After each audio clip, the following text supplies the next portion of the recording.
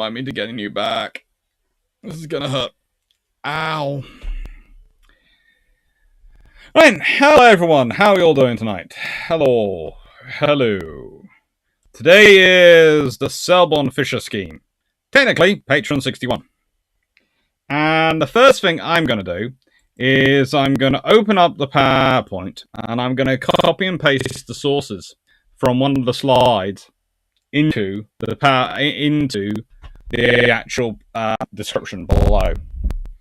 So hopefully the computer doesn't overdo answer all the questions, and it's apparently not receiving enough video to maintain smooth streaming when I opened it up. Okay, that's a problem.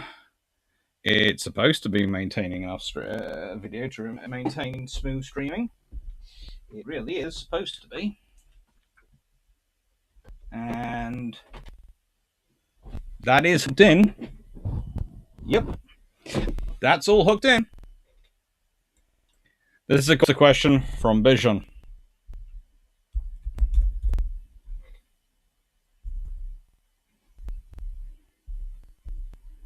So, how is everyone doing?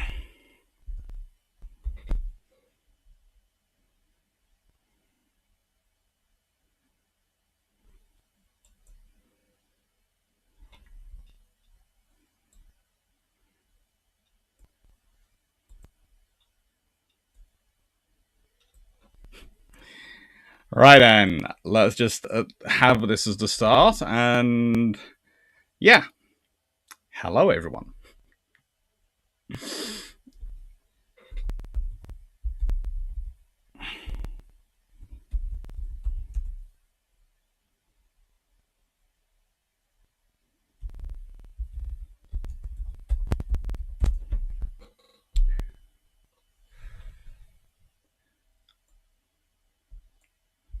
How are we all doing?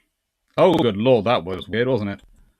I'm not sure if you all just saw what I did, but I just saw me do a weird thing onto the screen. We're gonna hope this all works. It's supposed to. I'm doing 30 frames a second. I'm doing 190 by 180. Well, 1920 by 180. To 1080. So hopefully that all works. But yeah. So, hello everyone. Hello Michael Couch. Hello Albazaski. Hello Peter Dawson. Hello John Shea. Hello Carl van Gasberg. Hello 9681.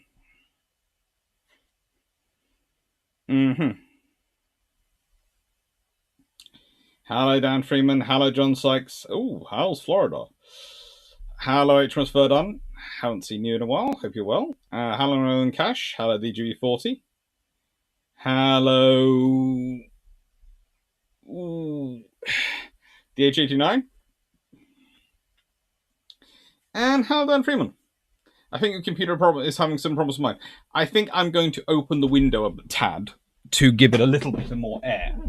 I had closed it a bit because it was getting a bit cold. But obviously the computer, it requires slightly more cool air than I do. Ever so slightly. Although I myself am suffering from yesterday. And now we're clogging in at high CPU usage. I'm not sure how, considering we're using the bare minimum of the CPU. We're up to 100%. Okay. All right. We'll find out at some point what's going on. Video lagging and audio bugging out and distortion. Ah, that's problematic, John Shea.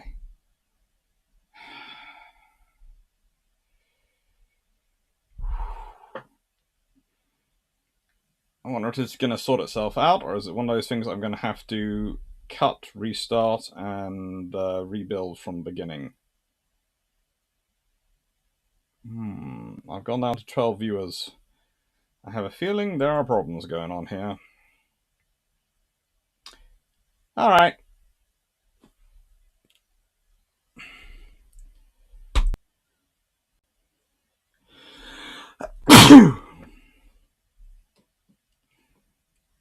Does that work? How's that made it better?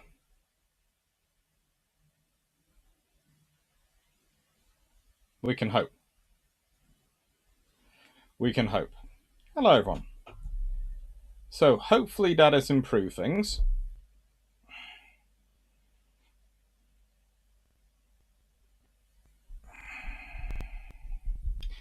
The package did arrive, thankfully, and it's been very good because I've literally been surviving off that for the last couple of days. Thank you for the chocolate. I cut the connection and restarted everything at my end. I have no idea what happened either.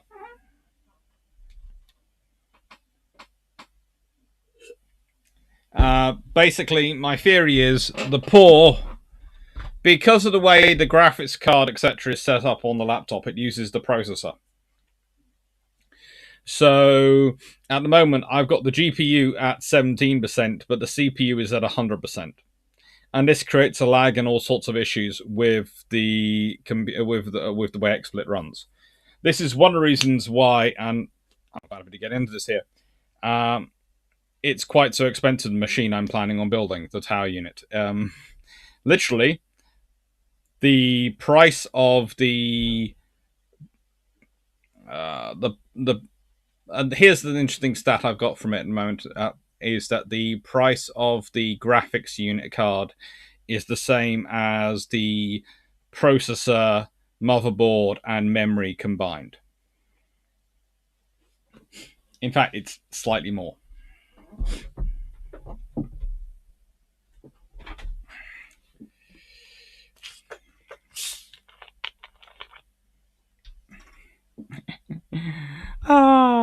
Yeah. Got food for tonight. I actually have had food today. We've been having problems in our garden. Let's put it this way. This is the reason why you haven't seen the fluffy research assistants out in my office that often recently. Is because there have been issues. There's been, we're not sure what, but something leaching into our soil from somewhere, which has basically been poisoning them and poisoning us. And it's been really affecting my mum and sister. And so I spent yesterday, I've dug it out before I went away, and I spent yesterday putting in concrete and things into the spaces where I've dug it out from and sealing it up and covering other areas with gravel to try and look after it, because we don't put anything down because we have our dogs, but I'm not sure, but it's come from somewhere. I reported it to environmental health, done all those things, so we'll see what happens. Anyway, I put down concrete and tried to seal it and cap it and look after the family as much as I can. And, yeah. I am dealing with the effects of that today, so I have sympathy with the computer because, like I did when I did the digging, the night and the day afterwards, I'm basically racked with muscle pains in every single joint. And this always seems strange to me because whilst I haven't been to the gym as much as I like to lately, I still go to the gym roughly 4 times a week, and I still, whenever I'm still lead a very active lifestyle. So it's not that, and also there's the fact is that it aches in every single pain joint and everywhere in my body. Whereas if I was just building, just the digging pains or everything like that, it would be different pains than when I was laying the concrete. I don't know. It's life. It's dealt with, and once all the gravel's down, hopefully the fluffies will be able to return to being out here more often, and you'll see them again.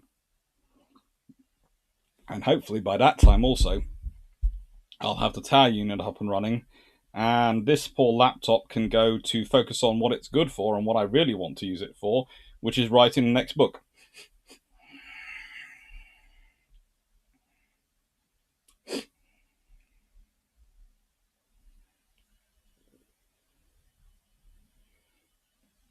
Oh gosh, there seems to be something wrong with your PC today. Yeah, I've heard that one.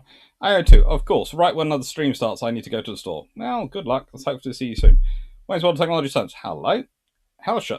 Hello. Hey, Doc. What's your take on the Honor Harrington books? I enjoyed them, but honestly, I don't use them as much for teaching as I use Glenn's books. And there is a reason for that. Honor's ones are a bit... It's going to sound strange. They're kind of focused on her. Which is a good thing, because she's a star of the show, and it's fun to read. And I would actually... I say because of that, they'd actually be easier to turn into movies than Glynns, than the books Glynn writes. But the thing is, Glynns are more accurate from a needing to do testing and training perspective. So that's where the difference is. What CPU and what GPU do you plan to use? Well, I'll answer that question because I'm just about to do sources, but I'll answer that question. Rather than taxing my computer, let me just look up my list, which is also stored on my phone. Yes, because it's reached that level of life where the poor computer requires that much nursing occasionally. I am now backing things up onto my phone. So, basically, I've got a planning for the graphics card is an Asus NVIDIA GeForce RTX 3060 with 12GB of GDDR6, and it's got all the ports and all the things I need, basically, for the work I do. Which was the important thing. It always sounds interesting when people go, yes, I was checking for ports. Well, one of the requirements for me was it had to have 2 HDMI ports, because then I could operate both screens quite happily. And it would do that functionally well, and it does. Because I didn't want to run a splitter. I'm gonna be using the Osbot webcam. I can't use that with this poor laptop. It would kill it, but it's on the order list for the book, for the new tower unit, so that will be part of it. And it's it's actually what I've managed to find is a very good bundle of motherboard. It's got an AMD Ryzen 7 5800X 8 core 4.6 GHz 7 GHz CPU. It's got Corsair Vengeance 32 gigabytes of 3600 megahertz DDR4 RAM, and it's an Asus ATX motherboard, which is a fairly decent bundle. And the thing is, I found the bundle, and the bundle costs 600 odd quid. And that to me looked like a fairly good deal, especially as I'm able to break that down or buy that all in one, depending on how much cash I have. So that's the plan. Basically, in the second half of September, that all stuff all gets ordered and then built. And then I have, from September onwards, a new tower unit. That will do the work.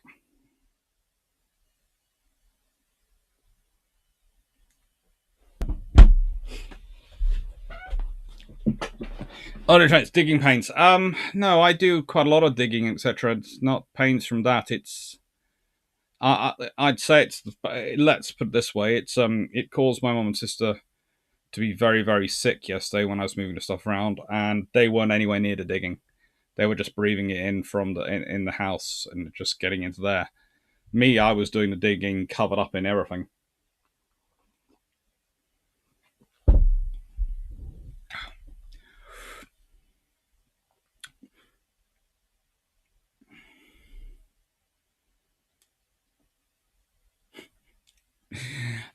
Stafford, no needs. Don't worry. I do that myself on Keeping the Family Safe. It was very kind to have someone offer to help. I'm used to it. But yeah, if I give you the example, okay, the soil I put out, I put in the bin, and you're not. We have a special deal with the bin that it can take our construction rubble. We pay extra, okay, so we can put the soil there. We did check, and there was something in there which is fairly robust with it as well, which was also broken and had to go to the bin and was in the same bin.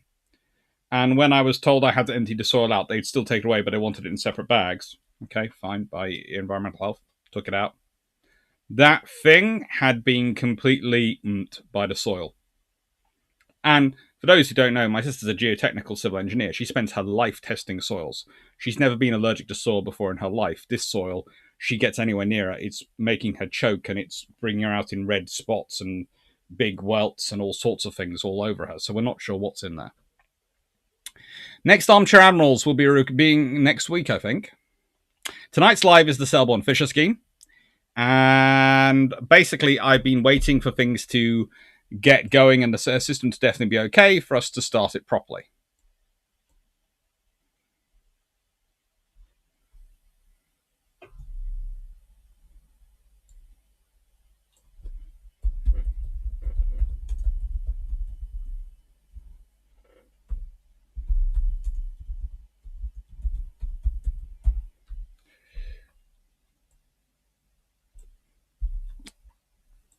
So, with that much said, let's talk about sources.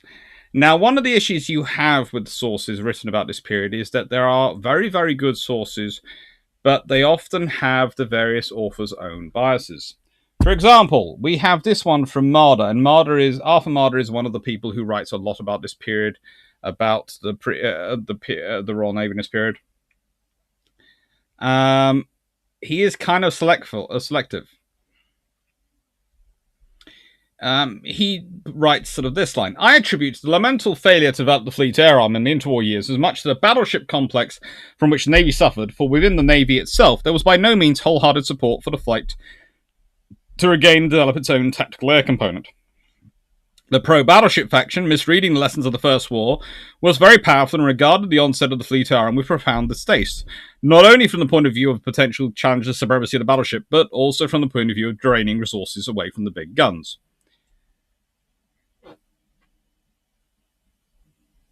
Okay, we've been over this a number of times on this particular channel.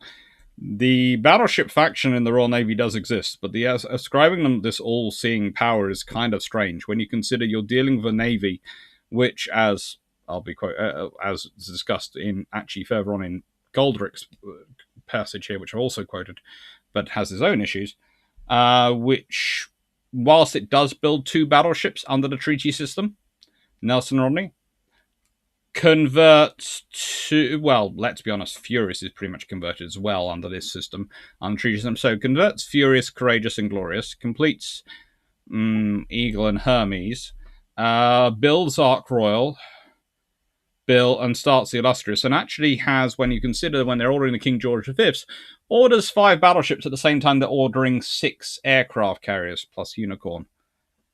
Yeah, that's a battleship-focused navy. But here is the point which Goldrick makes, which is worthwhile remembering, but also, again, is imperfect. Let me give you an example of problems which British aircraft carriers had around 1930. First, carrier aircraft could not easily fly at night. That means that the aircraft carrier was ineffective up to 50% of the time. Second, carrier aircraft and carrier operations were weather limited, as were shore bases, at the point sometimes neglected by advocates of shore-based air power. If the wind was above about 4-6, with an accompanying high sea state, they couldn't fly, and they couldn't fly in low visibility. In northern European waters, the combination of these 2 factors probably accounted for another 15% by the most favourable estimate. Thus, you have a powerful and very expensive weapon system, and aircraft carriers with air groups cost a lot more than battleships, which is ineffective for up to 65% of the time. This perhaps explains why aircraft carriers in the 1920s were armed with some sort of guns, same sort of guns as a cruiser. As exercise showed, they often had to defend themselves. It also partly explains carrier-borne air flourished in the clearer air of the Pacific, where in any case the distances were much greater and the potential land air bases more widely distributed. You see, that's correct, but it's also missing the fact that actually the Royal Navy does invest quite heavily in naval aviation. As I've said before, the problem is that you have a scenario where you're talking to a Navy and going, right then, you're going to be either what are you building your carriers for? Where are you going to be operating them from? For Britain, the choice is they're going to be operating them either against Japan, which is the other side of the world from their industrial heartland, or they're going to be in operation in the Mediterranean. In the Mediterranean, they are surrounded by airfields. So they could come under attack at any point. So you're going to need to maintain a constant pace of operations. You're going to need to maintain a constant pace of availability of aircraft. And in the Far East, you're going to be able to need to maintain your air groups in the face of your aircraft carriers probably taking damage, and you don't want them to have to return home every 5 minutes. And this, I would argue, is why the Royal Navy ends up with the Armoured Carrier Programme. It makes sense. And also why the others don't. Because under the treaties, you're limited in tonnage. If the Royal Navy hadn't been limited in tonnage, if the Royal Navy had basically been going, oh, we can put as much tonnage into aircraft carriers as possible, you'd probably end up with them designing an Implacable class pretty much as from Ark Royal onwards. You'd probably be dealing with something which is a Ark Royal size in terms of air group, but armoured carrier. What would the Americans be building under certain circumstances? Probably an even bigger carrier with a wooden flight deck and as many aircraft as they could get in. They'd always be designing for more aircraft. The British would be going, right then, well, there's a limit to how far you want to get the ship up to a certain speed. You want it to be survivable. It's going to be balanced. But let's say you make the limit. The limit for carrier tonnage is 30,000 tons for carriers. We discussed that in the Equatorial Treaty series. Let's say you make the carrier tonnage limit 30,000 tons. Well, that's going to pretty much give the British an indefatigable, an implacable, implacable, indefatigable, those sort of levels of carriers, and they'll be happy with that. What will the Americans build? Probably a super Essex. It will be, hello, tons and tons of aircraft. The Japanese would be the interesting one, which way they end up going. Because they could go the American way of the super Essex, but they could also end up going for somewhere down the middle of having some armour, but more aircraft. It'd be interesting to see. Now, why am I talking about the aircraft in the 1920s and 30s, and what does this have relevance, and why do these sources have relevance to this discussion? Because the scheme lasts from roughly, well, let's be honest, 1902, 1905. 1902 it starts being implemented, 1905 it starts graduating, till roughly 1919, 1922. The last people sort of come through it. So you're dealing, the officers who are then fighting World War II, well, the captains and commanders in World War II are officers who've been in the service for roughly 20 odd years, 20 to 30 years. So the Selborne-Fisher scheme, all the generation officers who go through that are the ones who lead ships and lead task groups and fight forces in World War II. That's your generation of officers. That's who we're talking about. So it's very relevant to start considering how they deal with technology, how they deal with an approach to naval aviation when we're talking about this scheme. That's why sources have value. Seneca Nero, I've just spotted your question. That explains it.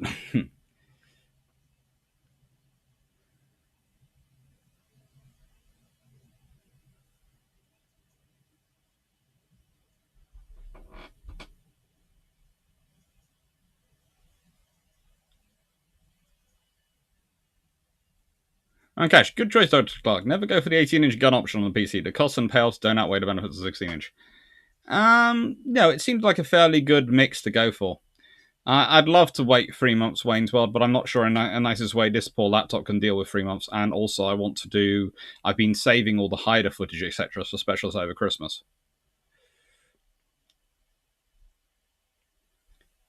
Venom perks up ears. New book. The last one gave me a different perspective on destroyers. Give me some suggestion. Better be pulling off. The next new book. It looks like I've got a couple of books for Osprey.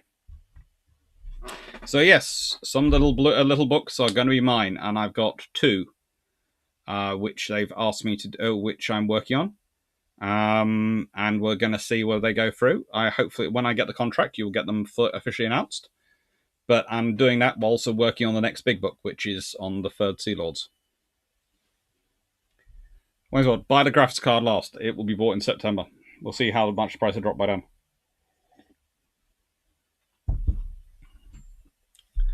Oh gosh, you can't command the ship if you're in the boiler room. Hi, Tanith.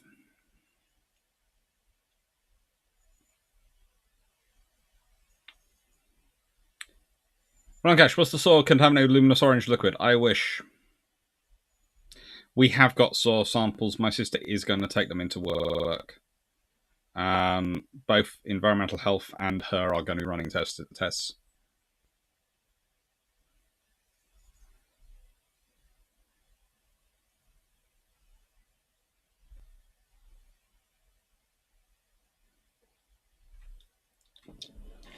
Actually, the old battleship is already obsolete in 2030s argument. When aircraft aren't there yet. I think if I remember the quote was, it was seen at the time. Aircraft fans are right. Money wasted. If wrong, and we'll spend all money on owning carriers, we lose the empire. Yep, that's pretty much it.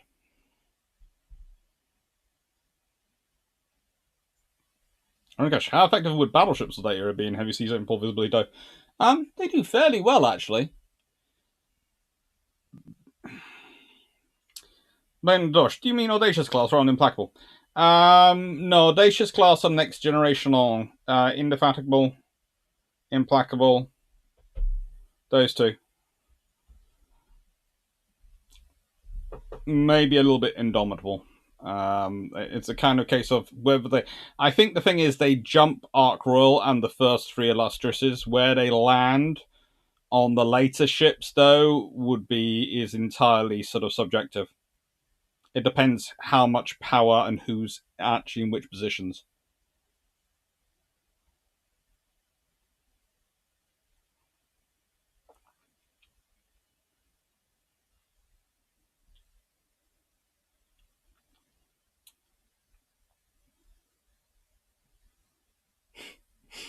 Might as well run Windows 11 on a Mac. No. Please note, everyone, I have a very good reason for not going down the Mac route. My lovely aunt, the same one who is still has the bet running with my mum as to whether or not I will ever get to 10,000 subscribers, and still has it running. And apparently, again, my mum has to pay up on Christmas if I still haven't got to 10,000 by this Christmas. I'm now only I think 1,600 or so away, and I'm sitting there going, "You never know, Mum. Perhaps this year she'll have to pay you." My mum keeps the bet going. It'll be interesting to see. Anyway, the whole point is that my aunt uses a Mac, and if I'm using a Mac as well, I will end up having to do her tech support. And I love her dearly, but I do not want to have to do her tech support under any circumstances. I have undying love and affection and respect for the poor people in the Genius Bar who she seems to have a standing appointment with now. And I feel sorry for them. Actually, has this only been happening since the start of rains? I think you're referring to the thing with the soil. No, it's been going on for a couple of months. That's why we finally noticed, worked out what it was, did the testing, and have been dealing with it.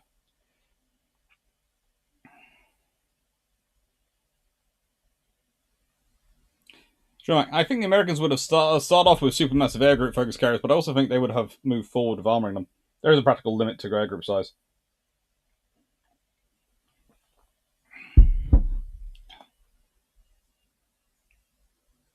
So now, Drax's video about the G3 class, there is a photo of a G3 ship in the thumbnail, and there are several pictures of G3 battlecruisers. I think they were never built. Where are the pictures coming from? Various people have done kit bashing and 3D modeling based on the designs.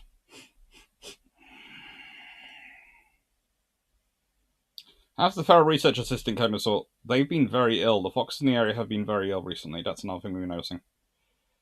Anyway, let's get into the Selborne-Fisher scheme. So, this is Lord Selborne speaking in 1926 when there are problems going on because some people are seeking to try and ban engineers from being executive officers. Always fun. There's always someone who has that idea. Now, My lords, I have taken no part in this controversy, but now that it has been raised in your lordship's house, like my noble friend who has just spoken, I feel I cannot properly keep silent. The two noble dukes who have already addressed your lordships have alluded to the history of this question, but they will permit me to say that they have not recited that history absolutely correctly. I think it is very pertinent to the just consideration of this question that your lordship should be reminded of what led up to the orders of 1902 and what was, as a matter of fact, affected by those orders. Before I come to that, I want your lordships to remember that the present engineering officers of the Navy may be roughly divided into three classes. There are the old naval engineering officers who were naval engineering officers before 1902. They were, as has been stated by my most noble friend, the Duke of Northumberland, given status in the military branch of Navy on January the 1st, 1915, as a reward for war service, a privilege that they prized quite beyond anything that your lordships as civilians can fully understand. Then there are the young officers who entered under the 1902 scheme and who had always been classified within the executive officers of the Navy until this order, to which my noble friend is drawing attention, was issued. In 1922, there was a modification of that scheme, and naval officers who had become engineers under the modification of 1922 were expressly promised in that modification that they should remain in the military branch. Therefore, you have these three classes of officers, all of whom they think have a real grievance arising out of the recent Admiralty order. The scheme of 1902 is generally known as the Selborne-Fisher scheme, but it would be more correct to call it the Selborne-Fisher scheme, because Admiral of the Fleet Lord Walter Kerr, who I am glad to say is still with us today, was the first Sea Lord. Lord Fisher was second Sea Lord. Lord Walter Kerr was an officer of the old school who never would dream of agreeing to change on mere grounds of theory.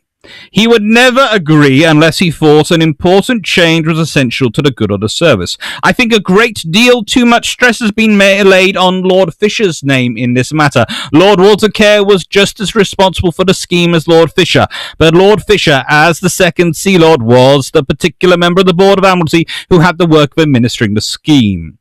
Under the scheme, there was to be a common entry for all the officers of the Navy, and they were to specialise when they reached the rank of lieutenant, and decide whether they would become engineering officers or not. It is true that there was a hope expressed, and we entertained the hope, that subsequently there would be a certain measure of interchangeability between the executive officers and engineering officers, but we never felt any certainty on that subject, and it is as a complete mistake on the part of the Duke of Montrose to think that interchangeability was an essential and permanent part of the scheme. I can prove that by reading to your lordships an extract from a letter which I wrote myself to a correspondent on January 12, 1903, and which was printed in the Times. What I said then was, as regards interchangeability between executive and engineering branches, only time and experience can answer the questions raised by this matter, and the board in framing the present scheme had to be prepared for either event. Their object is to leave future boards unfettered to act in this matter for the greatest advantage of the service. Your lordships will see, therefore, that it was not regarded as a settled matter in the scheme of 1902. There was a hope that a certain measure of interchangeability would be possible, and the matter was left to experienced and to future boards of Admiralty to decide. Then came the experience of war, and it was on the experience of war, I imagine, that the Fleet Order of 1922 was issued, making specialization at the stage of midshipman instead of at the stage of lieutenant, and also finally closing the door to future interchangeability. I make no criticism of that. It is, I'm sorry to say, more than 20 years since I left the board of the Admiralty, and of course those who had the experience of war were the men who had to decide, but I cannot help drawing your lord's attention to this fact in answer to what my noble friend the Duke of Montrose has said. There was another great navy that made a corresponding change in 1902, and that was the Navy of the United States of America. In that case, there was no scheme of slow development. They issued an order that on the certain date, I think it was January the 1st, 1902, every engineer and deck officer should be interchangeable. They fought the Great War with complete interchangeability, and that interchangeability remains to the present day. I had not questioned the decision of the board of the Admiralty, but it is going too far to say, as no Duke said, that it was a perfectly impossible system to work. I want to remind your lordships of the genesis of the Selborne-Fisher scheme. When I had the honour of going to the Board of Admiralty in October 1900, I found the Navy profoundly divided into two camps. Do not let me be misunderstood. The same perfectly harmonious and friendly relations existed between the officers of a cruiser or a battleship in the wardroom or the gunroom that exists today. The engineer officer and executive officer were the same great friends and shipmates as they are today, but the whole engineering branch of the Navy was organized in protest against what they believed to be unfair and unjust treatment. The whole of the engineering interests of the country were organized in a very formidable way behind the engineering branch of the Navy. All the engineering societies, if I recollect correctly, even the trade unions were engaging in political agitation, and the result of this upon the harmony of the service was very serious. There was a danger, for the first time, of a serious cleavage between the officers of the Navy, and nobody felt that more than Lord Walter Keir, who was steeped to the lips in the love and action of the service. The Selborne-Fisher scheme was a scheme designed once more to restore harmony to the Navy and to get rid of this festering resentment, which arose from the fact that the engineering officers, rightly or wrongly, considered themselves in a position of inferior status to the executive officers. They felt the importance of engineering of a battleship. Lord Fisher called battleships nothing more than a box of machinery, but the importance of the machinery was increasing year by year. Yet even in the year 1902, the status of the engineer officer was almost exactly the same as it had been when the first engine was put into an old ship 50 years before. I ask your lordships to take it from me that the condition of affairs was such as to cause the greatest anxiety to all naval officers who loved their service.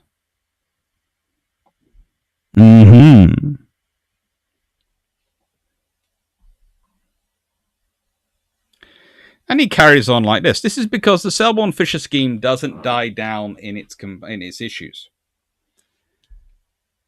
The fact is, there are a lot of issues for them to deal with. There is also the problem that, at its base point, the Selborne-Fisher scheme is designed to deal with an issue which has been coming up ever since engines started entering service. In 1805, a naval officer understood intimately how to command and how to maneuver his ship. He understood how the sails would go. You know how he knew that? He was taught by the master of navigation, the master of the ship, the sailing master.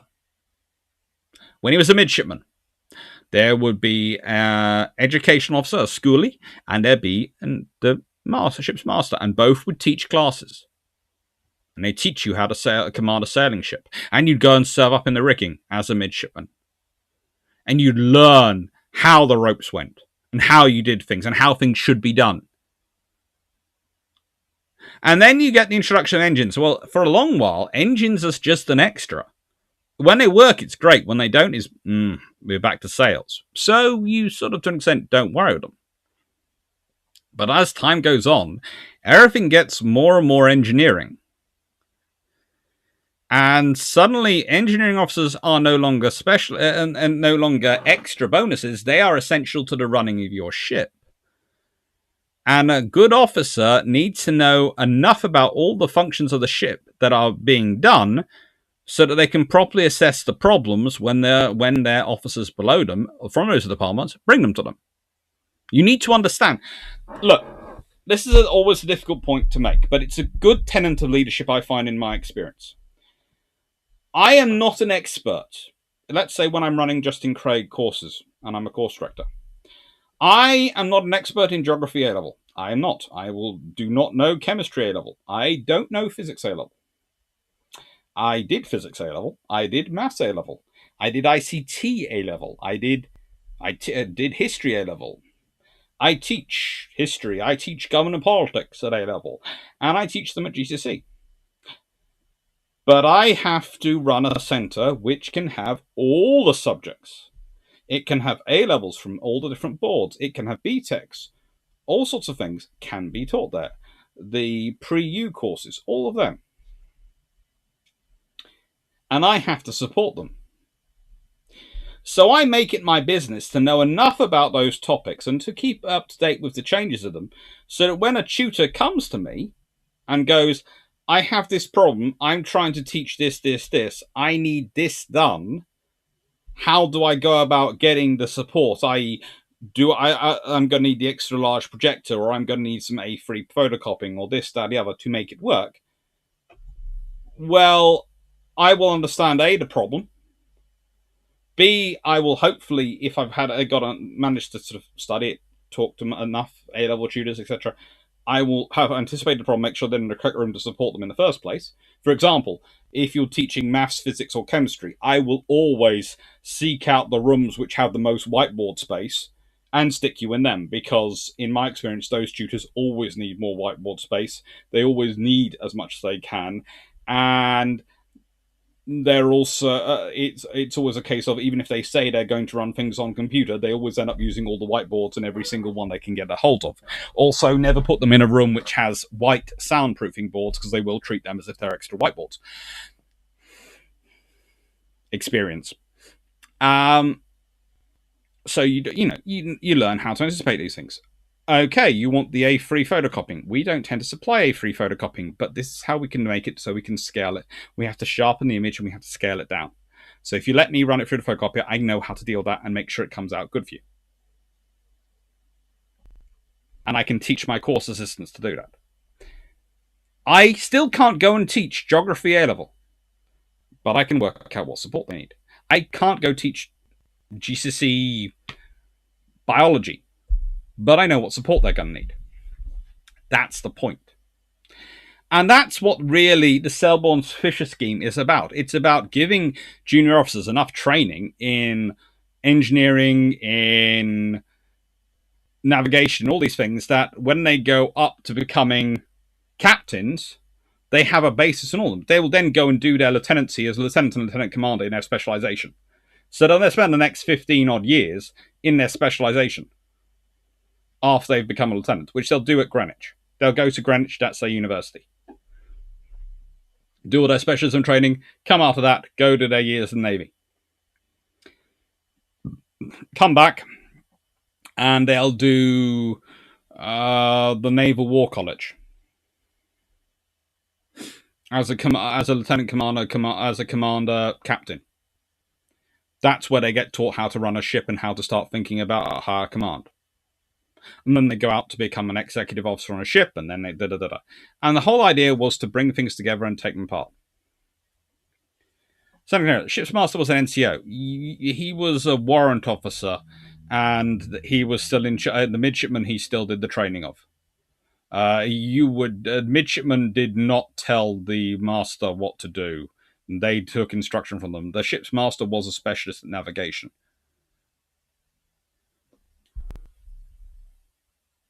Lord Selborne was the first lord, the lord of the first sea lord at the time. No, not the first sea lord. Lord of the Admiralty at the time.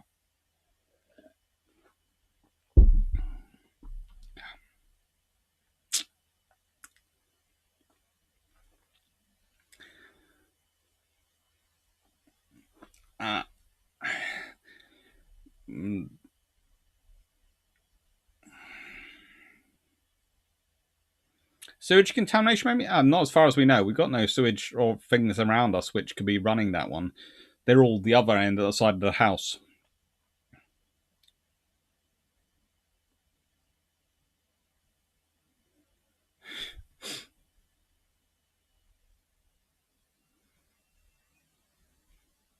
Take care, Amelia Barrow. Thank you for watching.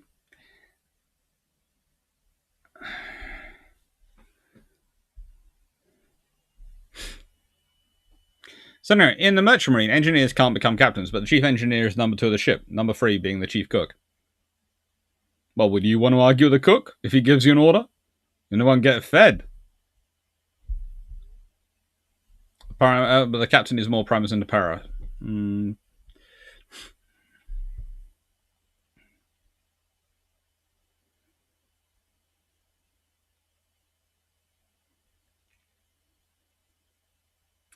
That's right. So who are the players, Doc? We're going to be getting into that next. Saramax, so key takeaways from the argument. 1, you can't say that it was all a Fisher project, and that a very conservative man was also involved, and the Americans have figured it out, so we should have been able to do so. Yeah. There's obviously Shipmaster deals with sales, so does Master Blaster is the title for the scene. Master Gunner is the title for the gunnery officer. And that was an actual post, Master Gunner.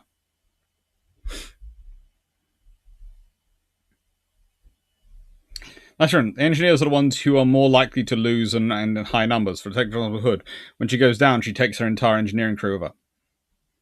That happens to a lot of ships.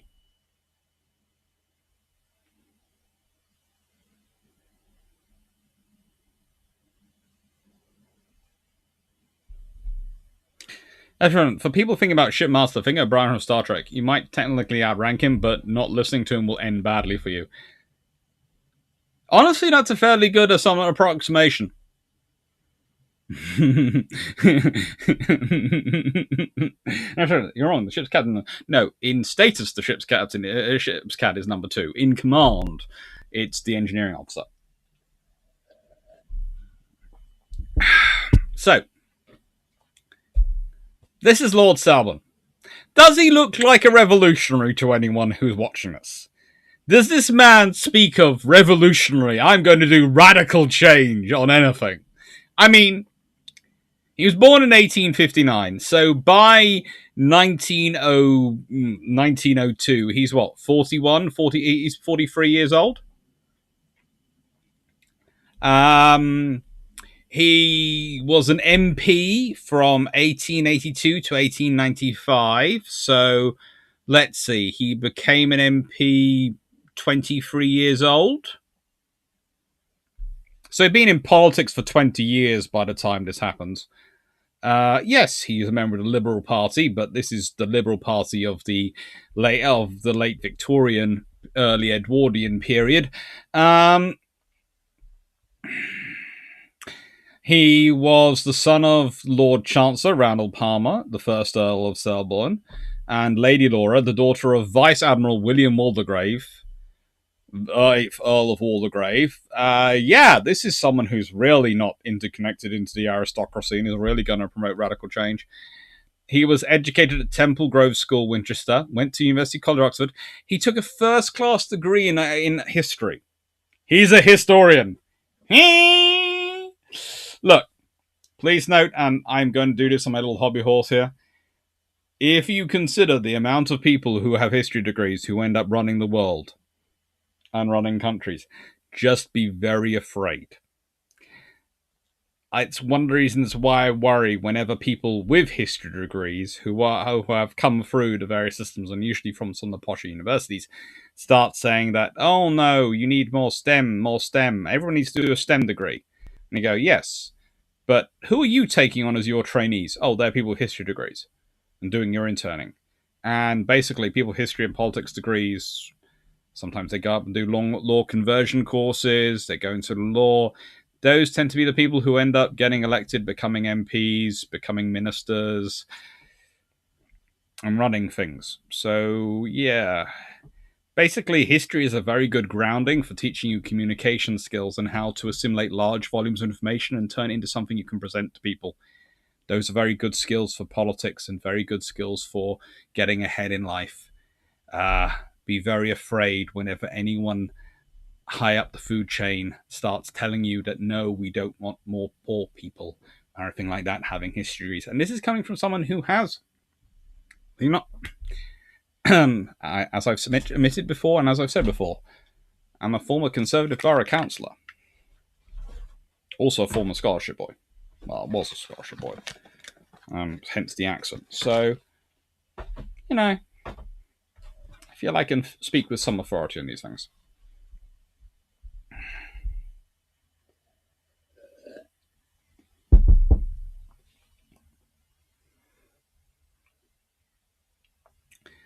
Michael Cooch, I seem to recall it wasn't just about executives and engineers, it was also especially one of the Royal Marines. Michael, it's very nice. You're raising a good point, but you're jumping ahead. That's going to be covered in the next section of the video. So Don't worry, I'm getting to that point. You're just jumping ahead.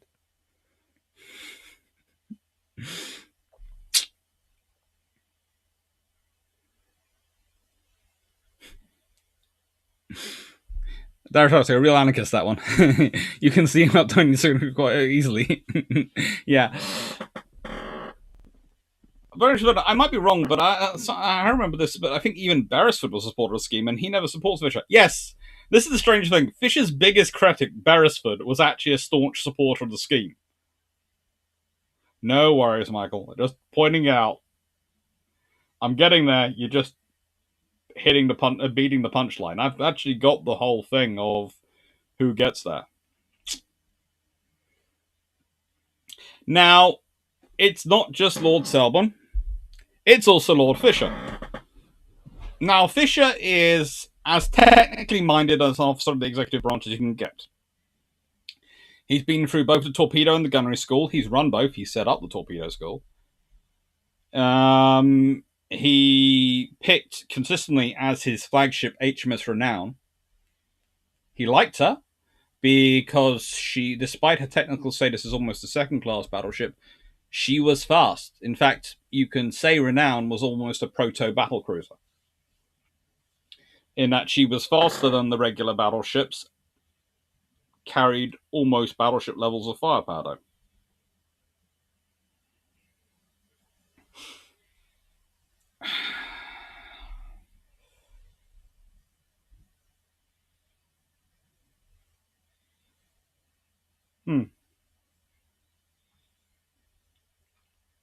And he is very interested in getting the best quality crew. One of the things you have to remember about Fisher is he constantly comes into trouble because he spends more time talking to junior officers than he does senior officers. One of the complaints of one of the junior admirals in his fleet when he's in charge of the Mediterranean is that he hosts dinners regularly for the junior officers, but not so often for the senior officers. And he feels it's sort of displacing his command. It's not so much displacing his command as Fisher sees it as part of the training process of him talking to junior officers and getting their ideas. And to an extent, he almost assumes that the other senior officers will be doing the same thing, so therefore they won't have time to have dinners with him. But it's, to an extent, the senior officers almost expect him to be socializing only with them. And Fisher doesn't like that.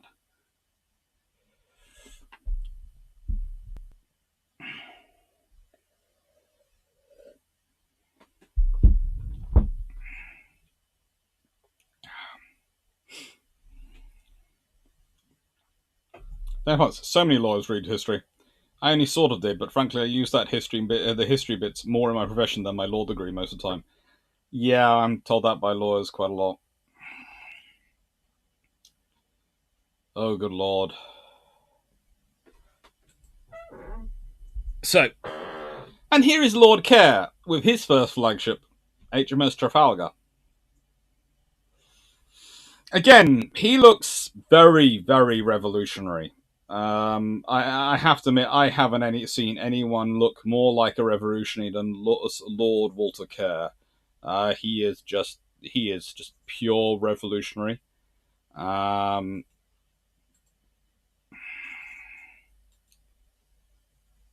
Just, maximum revolutionary here.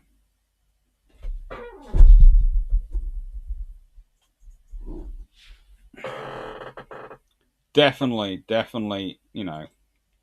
someone who I can see being obsessed with taking the Royal Navy into new, unproven directions and acting without, thought.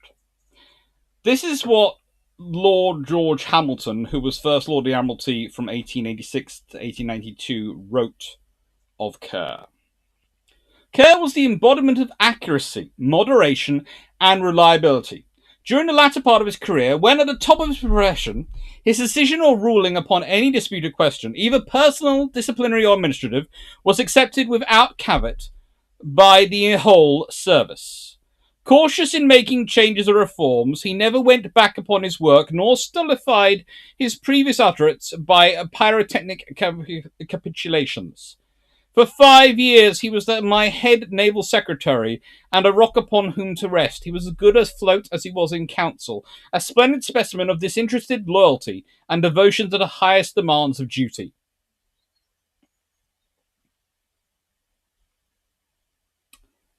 Okay. He is also the man who, in March 1900, wrote, "The matter of submarine boats cannot be ignored and must be taken up by us. Our first want is a design." He admitted also, furthermore, on the 26th of October, that the submarine had a very limited sphere of usefulness, but suggested they may be used for any purpose to which they can be adapted, and is desirable to the word later give the impression the sphere of usefulness of these vessels may be very wide if found to be a success. Basically, his theory on submarines was that in 1900, when they're first being looked at, they're not that good. The technology just isn't there. But they're going to be useful, and other people are going to be investing in technology. And if you don't start investing in it now, you're going to be mucked up later. So you'd better start investing in it. And this, I will return to, is cautious in making changes and reform, never went back upon his work, nor stultified his previous utterance by pyrotechnic capitulations. Okay, this is not someone you want to have an argument with. This is someone who actually studies and does his research. Okay.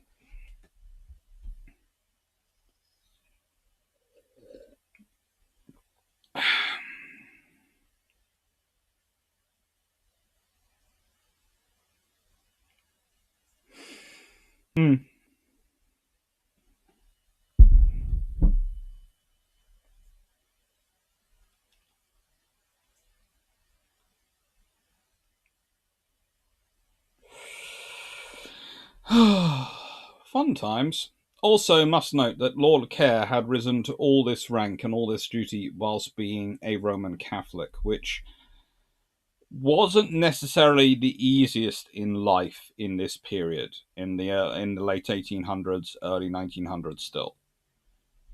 Yes, it wasn't the point at where it had been, but still, it wasn't that. For you to rise into a significant post, being of a Roman Catholic, well, let's be honest, these are the words of Fisher writing to Arnold Wright. Kerr is a pervert and has all the antagonism of the pervert to the faith he has left. In the Navy, the Roman Catholics, one mainstay is Walter Kerr, and they'll make him die at his post. He was president of the Catholic Union of Britain from 1917 to 1921. Yeah, that's pretty much Fisher who was most obsessed, but yeah. It's interesting sometimes, some of their different obsessions.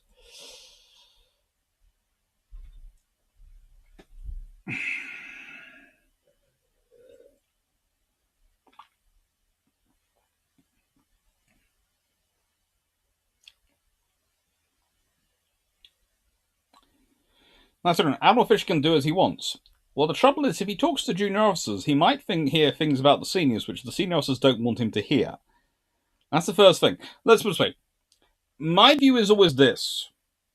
I never bother when people who are above me come down into something I'm running and talk to the people who I'm in charge of. Because usually, the people above me will... I never keep anything from the people above me, for starters. And usually, they will have heard a lot worse than the people below me will have heard.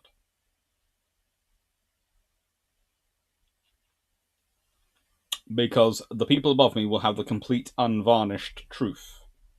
The people below me will have... How do I put this?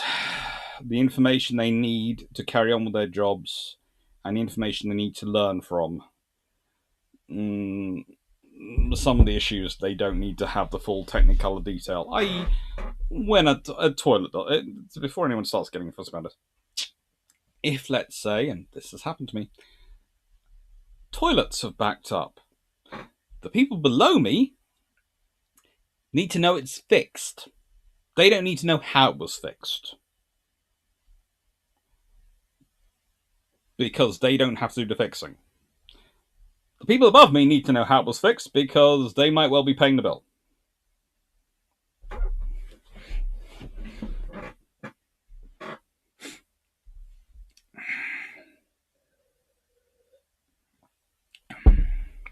Danny Potts, recontact with juniors. This sounds like my employer, which reassures me so much about where I work. Do I have renowns confused? Yes, we're talking about the renown from the a lot earlier period. We're talking the late Victorian renown. Looks revolutionary, it's the beard.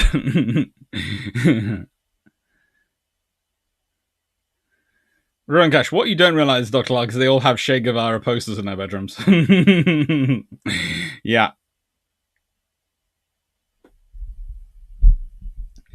Sam Thompson, don't get into that. Do not get into the whole Church of England versus Catholic, Church of England Protestantism versus the Catholic Church thing. That's just a way of getting problematic.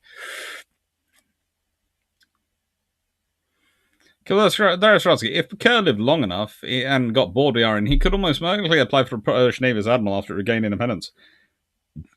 Nice retirement as admiral teacher.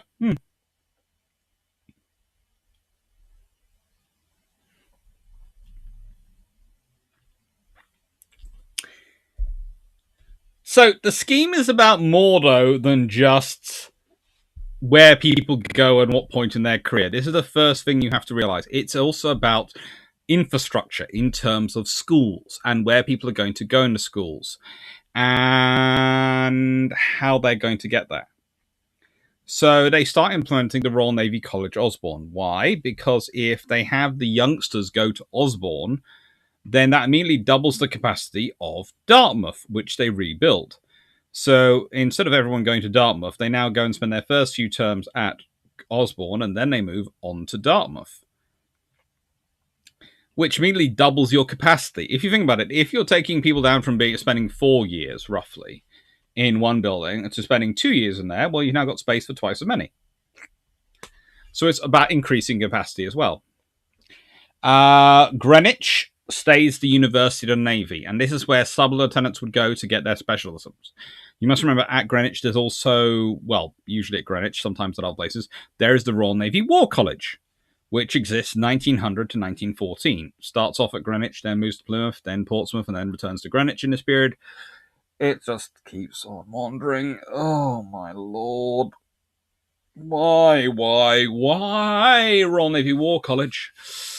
Where are you going to go next? And the idea was to slowly close down Keyham, which was the Royal Navy Engineering College, because now those officers would get their engineering training at Greenwich. Or on the job. They'd go and be helping out in engineering rooms because they'd all do time while midshipmen, etc. In the Navy, they would do their times on their ships. They do some duties in engineering, etc. So they could close down Keyham, which is in Portsmouth. However, whilst it was closed down in 1910, it's reopened in 1913 because war is coming. War is coming in 1913. They realize this, and they are surging everything to maximize the production of officers, especially engineering officers, which sort of answers Knight 6831's question earlier of how did the British prepare for replacing engineering crews when they're lost in combat? Panicking. Panicking a lot.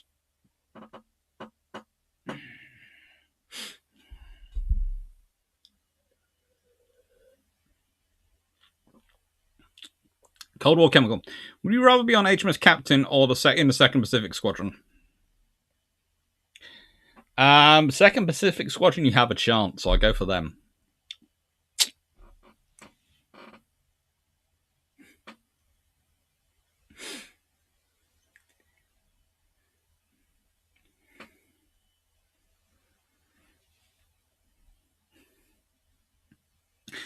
Right, gosh, is it me or does the Naval College look a lot like the Greenwich Admiralty? Oh, well, there is a reason for that. It's built in 1902-95. Please note, please do not look at the ugly thing which has been erected behind it.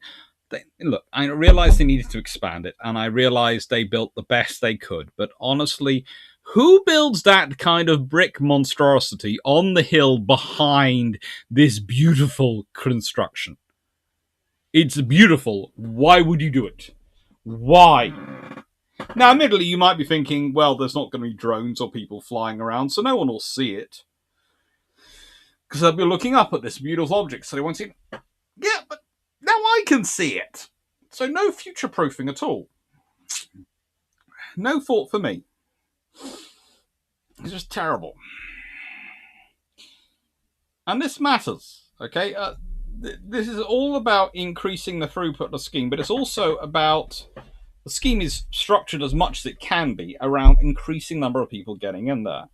There is, of course, that wonderful line muttered by Fisher at one point, which is, you do realise under the current circumstances, Nelson will not qualify for the Royal Navy.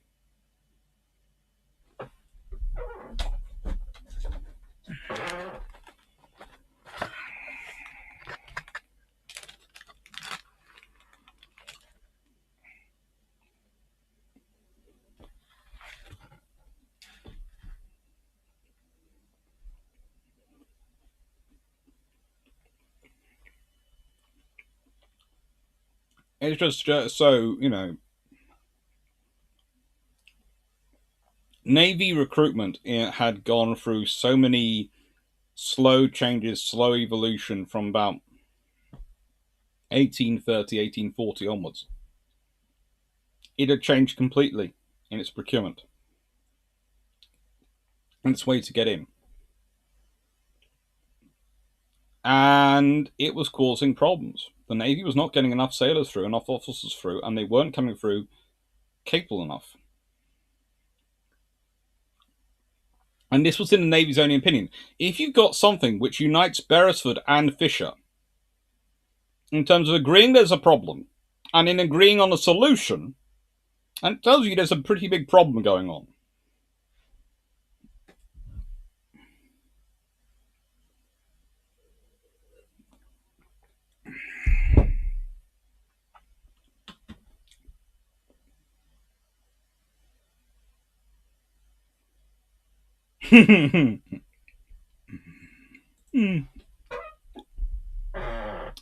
So here is the proposed system.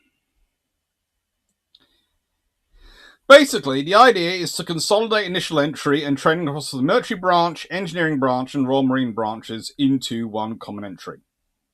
It was known as the Common Entry Scheme, not the Selborne-Fisher Scheme. That's what they called it, the Common Entry Scheme. So, the memorandum of 16 December 1902 announces, it has been decided henceforth, all officers for the executive and engineering branches of the Navy and for the Royal Marines shall enter the service as naval cadets under exactly the same conditions between the ages of 12 and 13. That these cadets shall be trained on in exactly the same system until they shall have passed for the rank of sub-lieutenant between the ages of 19 and 20. That at about the age of 20, these sub-lieutenants shall be distributed between the three branches of the service, which are essential to the fighting efficiency of the fleet: the executive, the engineer, and the marine. So, as you can see, it's 2 years at Osborne, 2 years at Dartmouth. It's 2/3 of a year training in a cruiser. Then you have your passing out exam. Then you have service as a midshipman for 3 years. Then you go for your gunnery and torpedo courses, 2/3 of a year. Exam and seniorship part 1. And then it's your courses for part 2, 2/3 of a year. Service as a sub-lieutenant.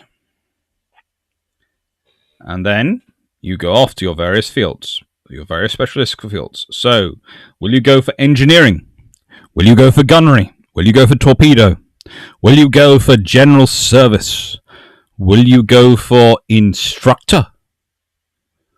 Will you go for navigation? Will you go for marine? Well, you would keep going. And basically, you could stay in that profession the whole way up to Lieutenant Commander, or through Lieutenant Commander. And at the moment you're commander, you then have to start thinking what you're going to do. Do you want to go into the executive branch, commander, and go commander, captain? You can then go off to the you go back to Greenwich, you do the war course, and then you can do that. Or do you, if you're an engineering officer, want to become a commander engineering and a captain engineering?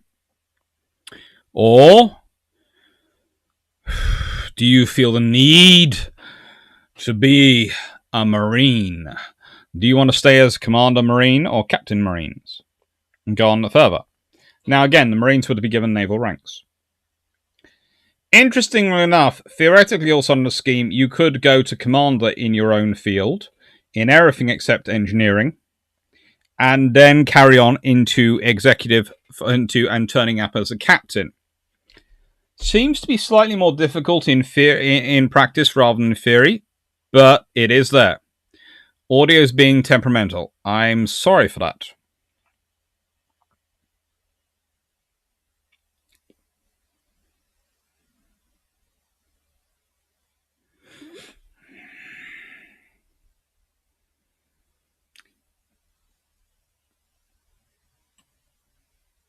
Eric Ockham, if you think that brick building is terrible, you should see the Norwegian modernistic architecture.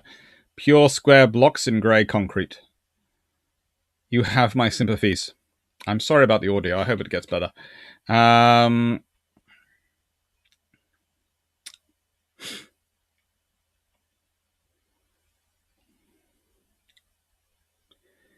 It's pretty good. Eric Ockham, ever visited former Warsaw Pact cities? Well, I can tell you I have, and prefabricated, and in Poland I'd guess concrete.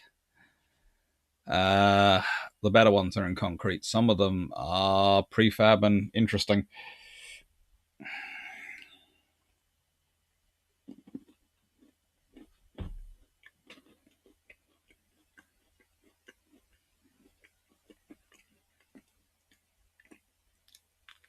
And Freeman, are you leaning into the microphone when reading the screen field? It sounds like it might be. As a rule, I do get to about here because usually I'm reading off the screen. Because if I have it go up on that screen big enough for me to read at range, it overloads the CPU at the moment. And then everything crashes. So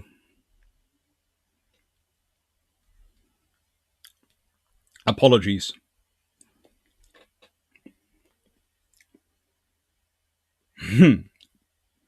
Actually, did this school teach Royal Marines to bring a towed howitzer on a ship? Also, I'm wondering why did HMS Hood's Royal Marines bring a towed howitzer aboard? Towed howitzers were actually quite common. Towed guns were, yes. Abby's also the change in sound quality. Okay, sorry. It's basically me with my eyes. And before you say, well, Alex, your eyesight must be going, you need those glasses. No. The screen on there, which is the XSplit screen I'm reading on, it takes up about a third of the overall screen. So if you can imagine that writing on a third of the screen, scaled down. Yes, so I'm trying to read it off that. So I do apologize if distorting the sound. I think it's more a processing issue than a mic issue. I think it might be. They bought the towed howitzer because, well, the Royal Marines on Hood were a significant force. If they'd been deployed ashore, they might well have needed that level of firepower because of what they were being expected to do. Royal Marines on capital ships often had some very interesting pieces of equipment. I think there was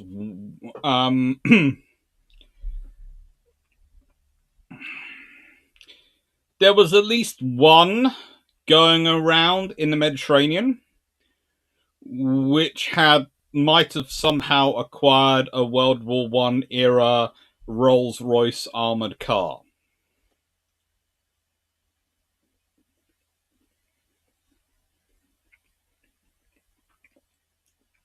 Again, I'm not 100% certain, so please note I could be repeating to you a completely fabricated story. But, as I understand it, one of the battleships in the Mediterranean fleet in 1939 had a World War I era armoured car aboard. No one was quite sure how they planned to get it ashore. But the only reason I know about it is because a Royal Marine, later writing about Crete, etc., said that the one vehicle which he wished he'd had ashore was that vehicle, because he felt if the Royal Marines had that, they would have mopped up most of the Germans, because the Germans would have had nothing which could deal with that, in his words, lump of steel on wheels.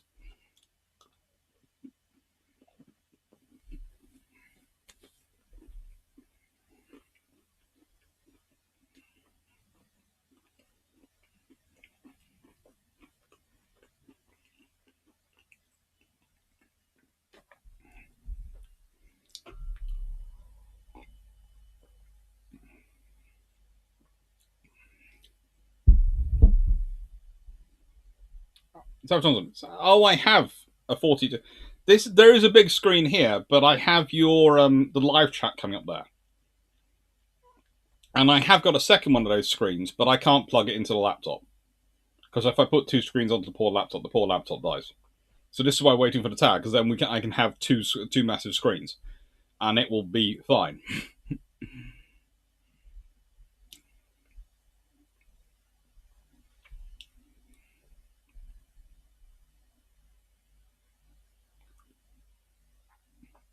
I have to be honest, having heard some squatty stories, the Rolls-Royce armoured car doesn't sound like that far-fetched.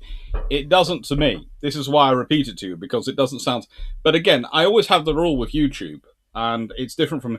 I only put in books when I'm writing a book, or stuff which I've got an actual referenceable source I can use. Here, I can put in the codicil, well, I've got this story. It sounds reasonable to me, but please make your own assessment on it, and please note I don't have a reference source I can cite on it. Scooter Scat, do Royal Marines have the same reputation for collecting souvenirs as the Royal Navy sailors? In many ways, the two groups are in competition to see who can bring home the most interesting items.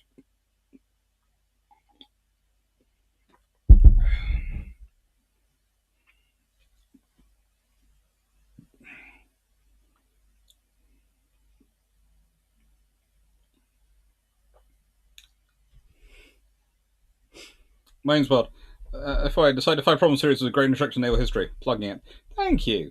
My policy is anything which allows perhaps my mum to win. I found out what the bet amount is, by the way. So before anyone thinks there's a massively serious amount between twin sisters, no. It's a box of chocolates. A very big, fancy box, but it's a fancy box of chocolates. So if I get to 10,000 subscribers, my mum gets a fancy box of chocolates from my aunt. If I don't by Christmas, my mum has to send fancy chocolates to my aunt. You mean to say that a Rolls-Royce armoured car wasn't standard kit? How? Well, technically, they'd been standard kit for the Royal Naval Air Service in World War One. Then they sort of disappear. We're not quite sure who ends up with them. And apparently, one of them ended up on this capital ship in the Mediterranean, and no one's quite sure how the Royal Marines found it, had it, or why it was in working order. The account I have from it, is this Royal Marine source, and this Royal Marine basically saying, oh, I wish we'd had it, was in Crete, which got me looking for it. And the only other verification I've sort of found for it is a Royal Navy engineering officer complaining that he was having to take a Rolls-Royce engine apart. And I was sitting there going, well, on the face of it, this in 1938, hang on. None of the aircraft or boats in service of the Royal Navy at that time have Rolls-Royce engines that are in that area. None of them. Well, the only thing that could possibly be this, and they were on the right ship. But I found no confirmation. So I have two disparate pieces of information which are single lines, but that's no confirmation at all. That's no... Because The engineer is not saying it's a Rolls-Royce engine for a Rolls-Royce armored car, and the Royal Marine could be just talking, because he's writing to a mate.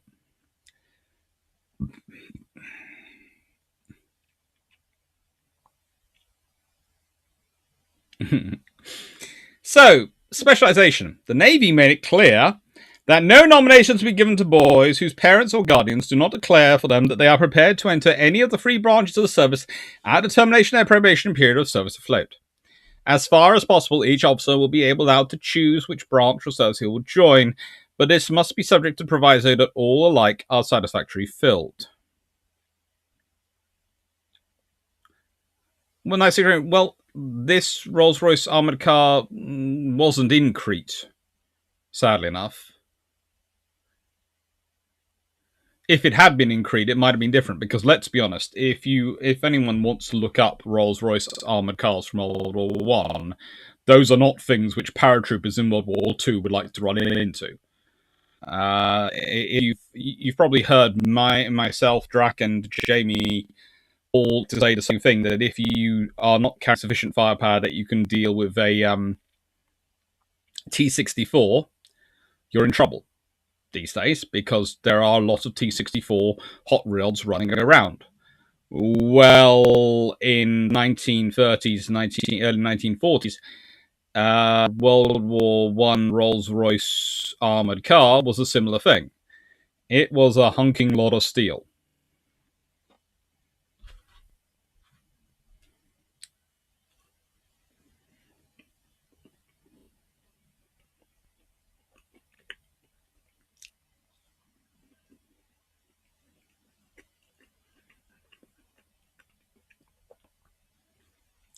Anyway, this letter, which was written in 1905, remember, the scheme only really begins, has got probably started in 1905. It starts theoretically in 1902, but it's 1905 by which point it really kicks off. And Captain Rosalind Weymouth, a name we all know from other parts in the World War One, writes to Fisher. Tendency on the part of the parents of some of the cadets at Osborne to hope at least their sons might never become lieutenants engineering, with no chance of commanding ships or fleets. I'm sure I see an arrow going from lieutenant engineering to captain. It goes into commander. Goes to captain, and they can end up commanding fleets. Must be mistaken. And I have suspicion that, for this reason, they have in some cases even discouraged their sons in their engineering studies.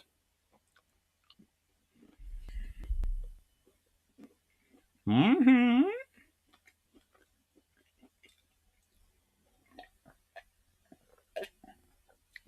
And come on, isn't it T-54, 55? Oh, those are scary enough, yes, but only 13,000 T-64s. The trouble is, the T-54s, 55s are starting to reach the point where they are running out of steam and running out of, how do I put this politely? Movement. And most of the surviving ones are now being concentrated in Russia for their World War II parades, whenever they do their various victory parades. So, not much as a factor, but the C-64s and their Chinese equivalent, they are turning up everywhere. Take care, John Sykes. Now, if only we could find a wild war spike behind some island. Every time I go to Cornwall, I do get in my kayak and I go all the way around St. Michael's Mount just to check if she's there. I do it clockwise and counterclockwise every time I'm there just to check. And unfortunately, I haven't seen her yet.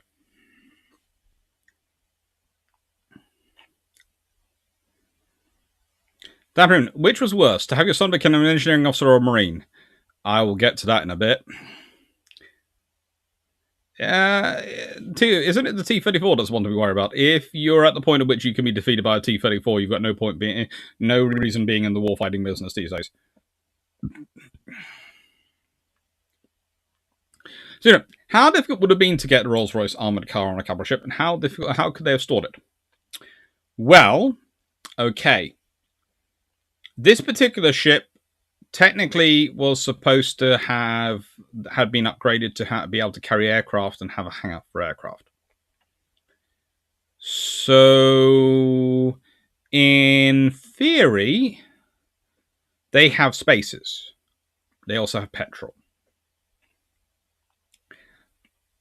Now, you also have to remember the Royal Navy in the 1930s plans on deploying landing craft for amphibious operations from the derricks of capital ships and the derricks of merchant ships. They were supposed to be able to carry them lowered on that sort of scenario. And cranes. So, there is actually a theoretical possibility of them being able to have a landing craft and having a vehicle. Actually having a vessel to get it ashore, well, again, that's an issue. You can say, well, they didn't have a landing craft, but there again, would I put it beyond the wit of the naval engineering on a Royal Navy capital ship to produce something sufficiently barge-like that could be maneuvered ashore by one of the motor launchers? No, I would say they're perfectly capable of that.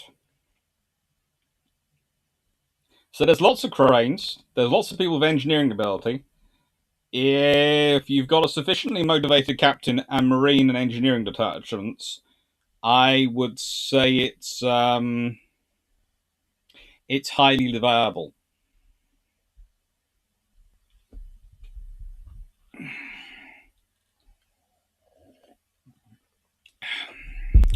Seb Thompson, how high of a land speed record would Drax set if you text him a picture of you floating next to Warspite in Cornwall? I would be able to count the time of his arrival in seconds.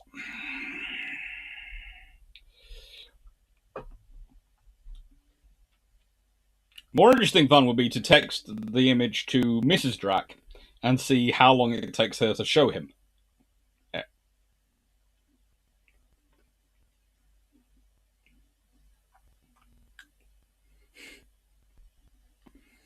And then see how long it takes him to appear after that point. It'd be a fun one to wind. It'd be a fun one to wind him up with. I wonder if I could Photoshop that image in somehow. It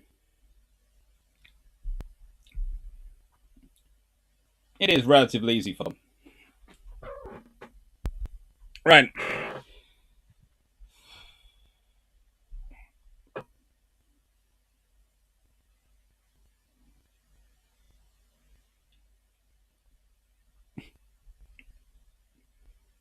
Raymond Somerville. Hello, Raymond. Weren't the Rolls-Royce armoured cars used widely in the Empire for police work? If I remember correctly, some were still in use in the early part of World War II. Yes, there are some around. So they're not as unusual around as they are. What's unusual is that this one was apparently one which was A, under Royal Marine control, and B, on a capital ship.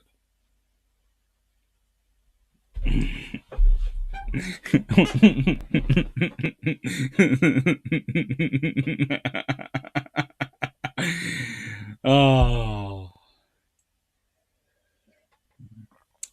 So, I brought up the Blackburn Dark. Hi, Astra. Alex sent me a picture. It's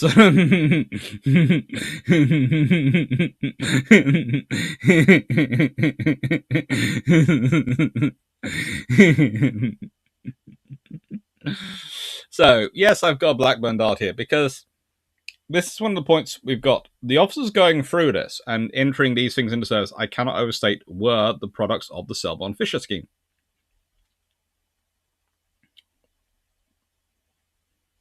That's something you have to think about it. This is Selborne-Fisher scheme officers who go on, who arguably build the Royal Air Force, build the Fleet Air Arm, build the Royal Navy in the 1920s and 30s. It's built by these officers.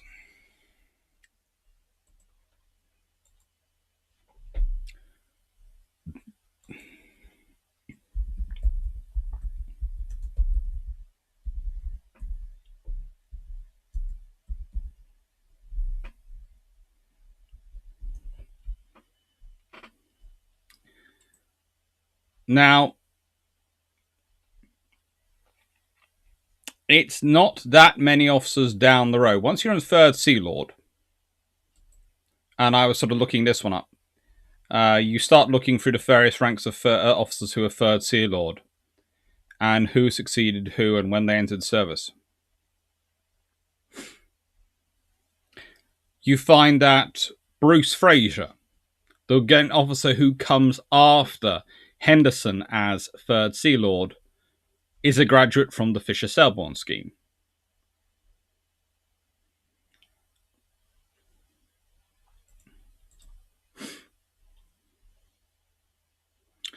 That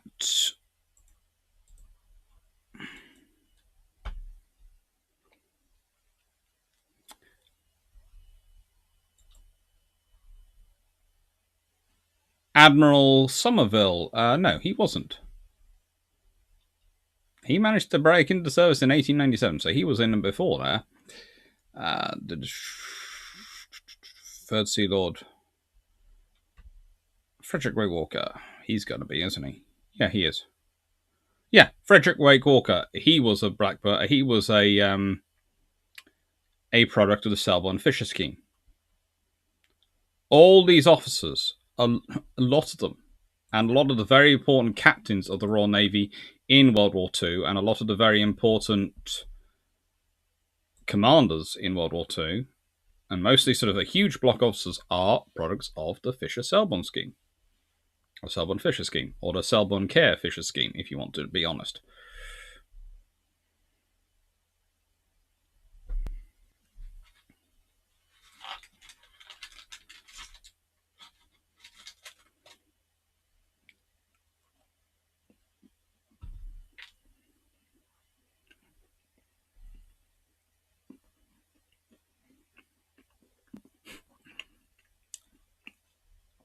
I had something critically damaged the destroyer last night with my Hurricane rockets. She shot me down, but I knocked her out as well. Good luck for you. Yes, but that means that there are ample places where one could be acquired by an enterprising and mandatory individual or group thereof. Yes.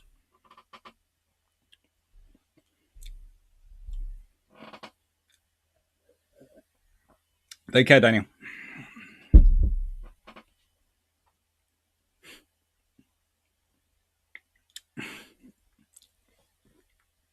Stop being cruel about the Dart. It's a good aircraft.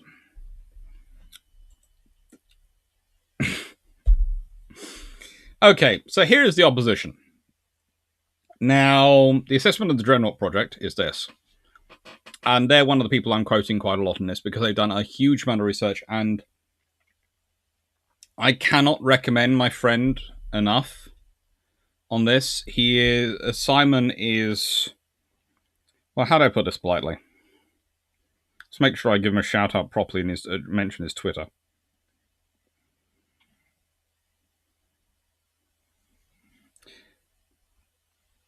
He's Simon Harley. So you can't see it on that screen. That's helpful. But at Simon Harley, he's a naval historian. He basically runs the Dreadnought project. And he does an amazing amount of work on naval history. He lists his expertise as the Royal Navy 1854 to 1919.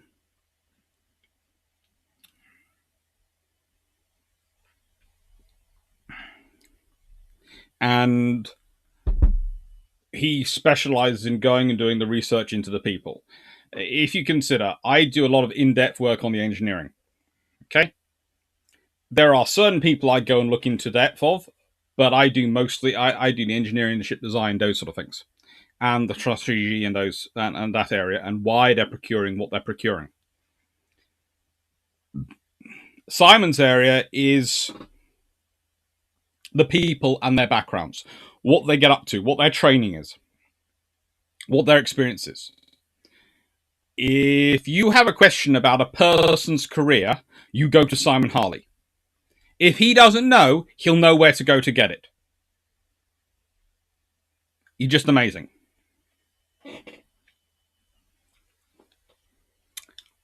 So he's at Simon Harley on Twitter. And it's the Dreadnought Project is a website.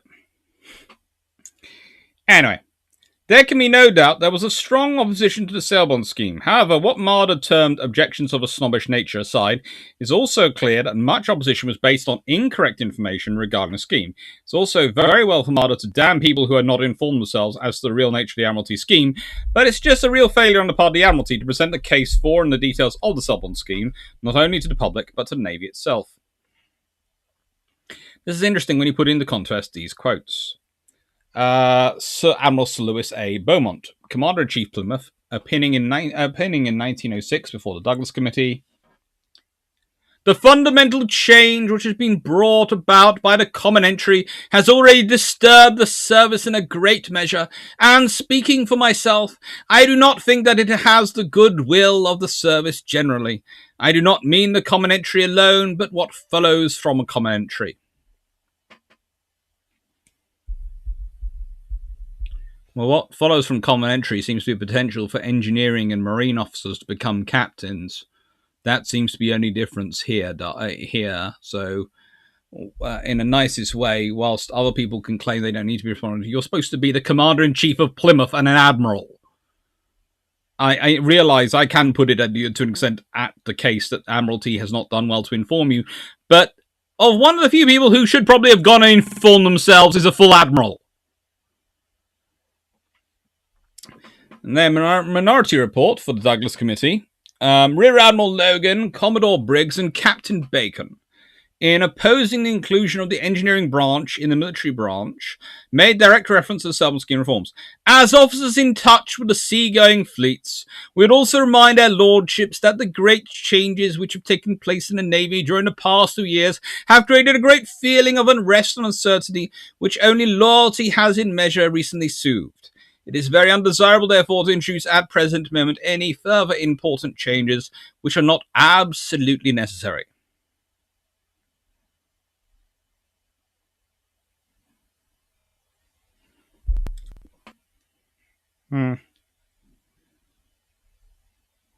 Interesting enough, my phone is actually on its darkest setting, so I don't know why it was quite showing up quite so bright. Well, perhaps it's Twitter. Perhaps it changes it.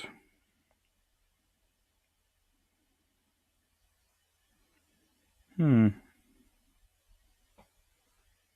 there you go. I changed the Twitter settings. There you go. There's Simon Harley's current picture. Yeah, got a bit of him and Winston Churchill and Fisher there. Some memes. He's far better at the meme thing than I am. Videos. He does all sorts of things. There's also the Dreadnought project has their own thing at Navy Historian. They have their own Twitter profile, and they of course have a website. But they have also all their articles get updated, and if they're putting anything up, it goes up here. And they do a lot of on this day work as well.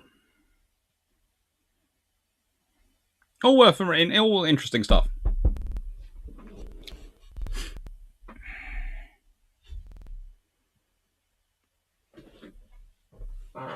Oh.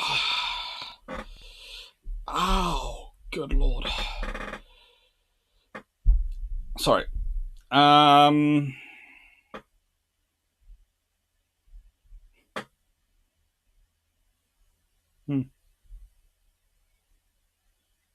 Bjturon, these changes were needed as a marine in charge of cruiser destroyer would be very useful, don't you agree, Doc? I'm not sure, but I think it'd be useful to have them as a pool to draw on.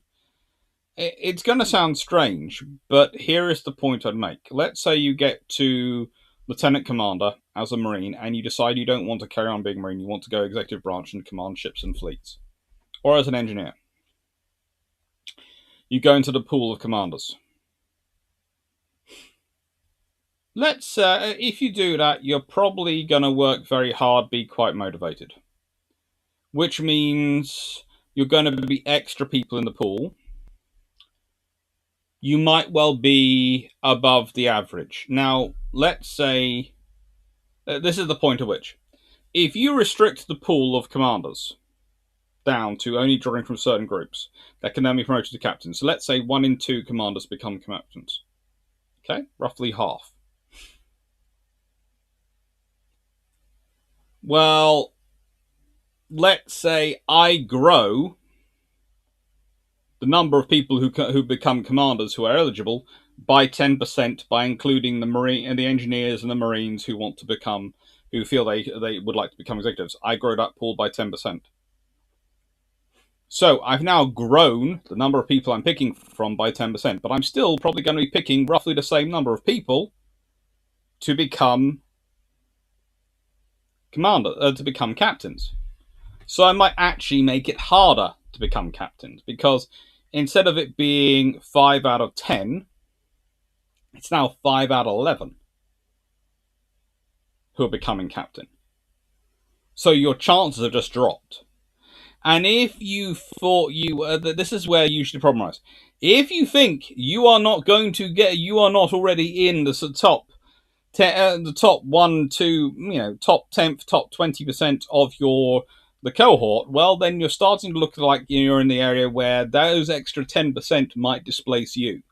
Because some of them, the majority of them may not make the grade. They may not make that 5 out of 11. But enough of them might make the 5 out of 11 that you're in trouble and you don't get it. And you become number 6 out of 11 instead of number 5 out of 10.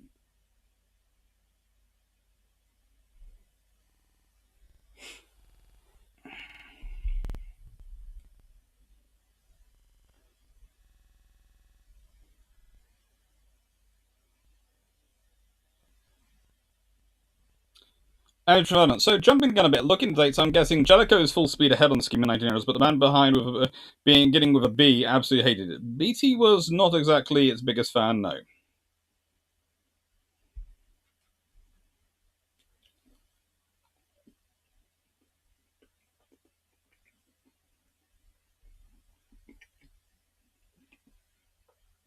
So anyway, what were some captains who went to engineering and then became captains or even admirals? I haven't asked Simon that. It'd be interesting to ask him, though. I should probably have messaged him and asked him that one.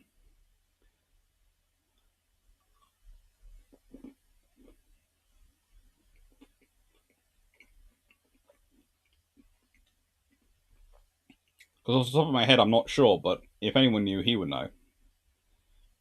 But they did change the scheme again in 1922, so yeah, there's problems. You can't chart it the whole way through, really.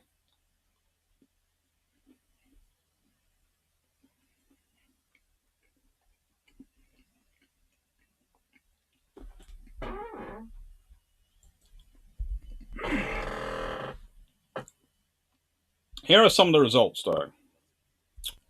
Let's see. First officer from Osborne, who'd gone through the Osborne program, reached the rank of captain. Well, to reach the rank of captain was Harold T.C. Walker, who reached captain on the 31st December 1931. Now,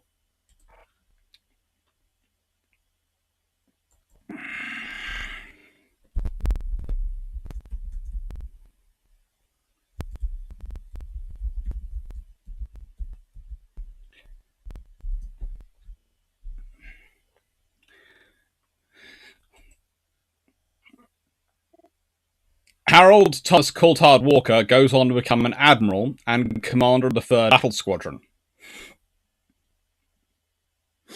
He was second in command East Indies Fleet in 1944 and was commander of British Naval Force in Germany in 1946 before retiring in 1948. Had been the commanding officer of HMS Hood in 1938, director of training and staff studies. Saw action during the Zeebrugge raid in 1918, and the Zeebrugge raid in 1918, and commanding officer HMS Barham in 1939. He convened the second and more thorough inquiry into the sinking of HMS Hood, and yeah, he is the second. That's the first officer to go through. Engineers. First approach to the rank of Captain Engineering, remember that's going away from the executive branch, was John B. Sedgwick and Dennis C. Ford. They entered Osborne in January 1904 and September 1903, respectively. Now, The Royal Marines was different. The Royal Marines did not get any love. The Royal Marines really didn't get any love. And when I say they didn't get any love, I mean no one loved them. Sadly enough. Which was a shame. And when you have this combined scheme and people have the choice, they are not joining the Royal Marines. So that's the quickest change back. In 1911, it's decided to restart separate entries for the Royal Marines. 11 joined in 1912 as probationary secondary lieutenants, Royal Marines. In 1912, 2 sub-lieutenants volunteered for Marine duties. They're the only 2 who ever volunteer from the Selborne-Fisher scheme. And they are Charles H. Congdon, who retires as Lieutenant Colonel, and Robert C. Surges, who's knighted and reaches the rank of Lieutenant General. They're the only 2 entrants to ever join the Marines.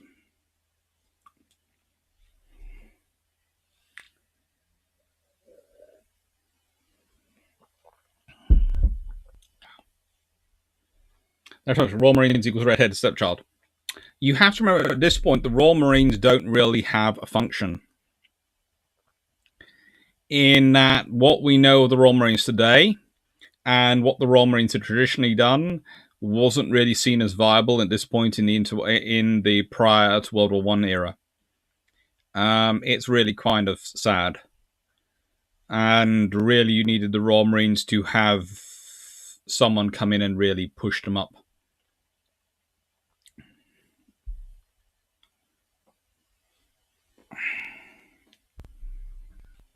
In status.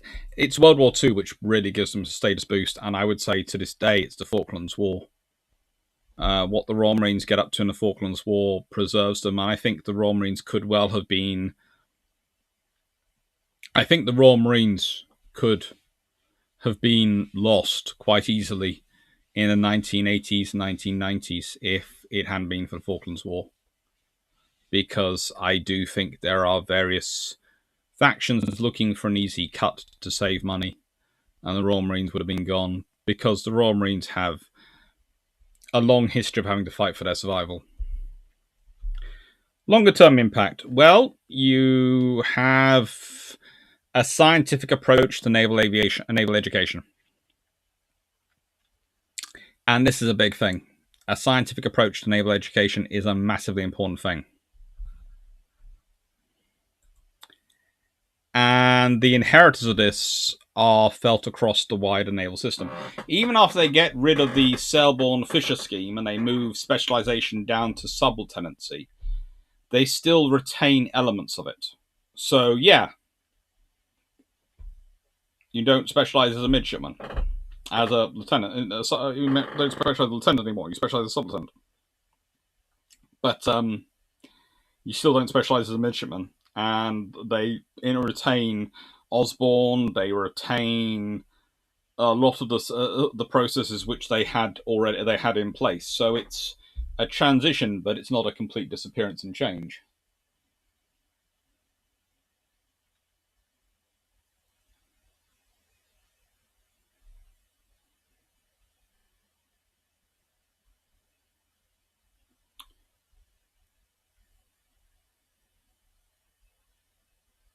Now,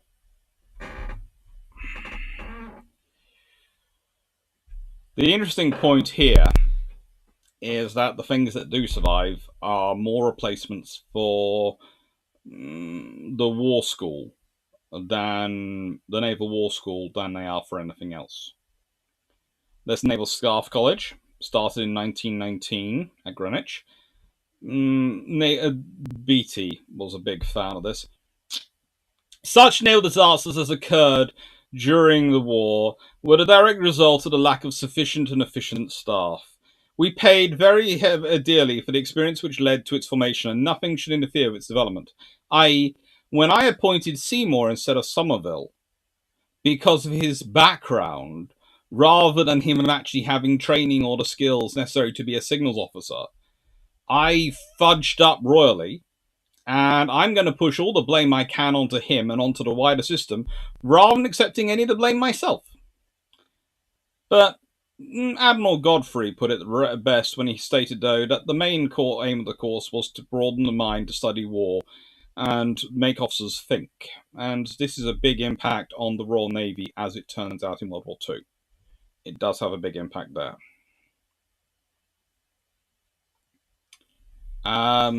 Naval Tactical School started in 1924 in Portsmouth Dockyard. It was proposed by Admiral Sir Frederick Dreyer to promote a more scientific study of naval tactics. He was, of course, famously Jellicoe's chief of staff / flag captain / chief supporter and shouter of how good he was after he went. So, yeah, this is, I would argue, the Naval Tactical School is in many ways the inheritors of the Jellicoe School, and the Naval Staff College is the clearing up the mess of the BT School. They are responsible. The school was primarily responsible for the writing of the battle instructions, and which from some 1959 are referred to as the fighting instructions. And basically, these instructions would be written as sort of drafted by the tactical school, and then would go to the Admiralty, who would look at them, debate them, Oh, we've all got to have our staffs put something in them, and then it would turn into the official report.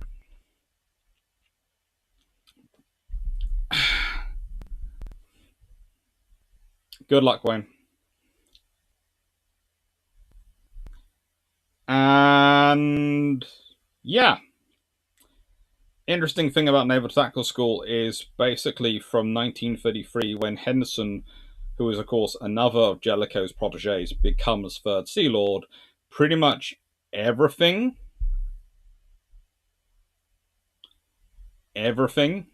he can pass them. And that's one of the reasons why I can talk as confidently as I can about what the Royal Navy plans were for how they were going to develop the Navy, how they were going to grow the Navy, what the role of carriers, what they were thinking of naval aviation, because there are actual reams of discussions going on between the Naval Tactical School and the Third Sea Lord's Office, and what they're discussing and debating and all sorts of things over this. It's one of those interesting areas that the Royal Navy is in many ways thinking about the future. So this is one of the reasons why I can quite confidently go, Battleship Admirals, I'm not quite sure. Yes, this is the Third Sea Lord. But the Third Sea Lord's the guy in charge of building the Navy for the future war. The people he's talking about for the future war are the Naval Tactical School, who are the ones who are going to provide the captains and commanders to run it. So, yeah.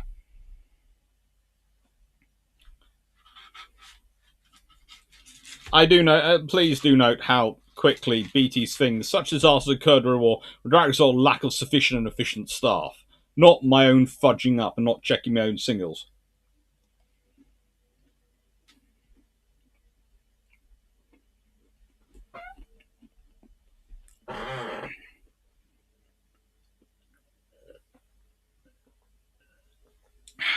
I know.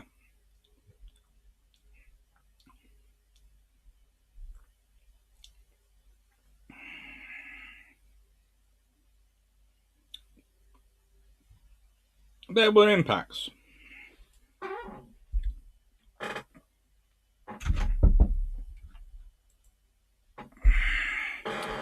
So, the scheme ran 1905 to 1919, or theoretically 1902 to 1922. Either way, the fleet you're looking at in that picture, the World War II fleet, is built in large part by officers who have graduated from that scheme, who were created by that scheme, or who were around for that scheme. In many ways, this is the longest term impact of Fisher. Okay? And how do I explain that? So, the point I'm always striving to make is it takes 3 seconds sometimes to make a decision. 3 minutes to realize you made a mistake. You can go all those up the ways, but basically, if we get into the point at which we usually talk to clarify, it takes 3 years to build a ship. It takes 300 years to build a tradition. It takes 3 decades to train a crew. And they are dependent upon the people who trained before them, who train them, and they are going to train the people who come after them. So if you do something like this, which lasts for roughly 20 years, it's going to have impact on not just on the people they train, but also the people those people train. So it's the longest term impact an admiral can have on a navy is to change the training system. And it's interesting to note the changing training scheme changes, and I would argue the one the Royal Navy adopts post Second World War is almost a return to the Fisher-Selborne scheme, or Selborne-Fisher scheme.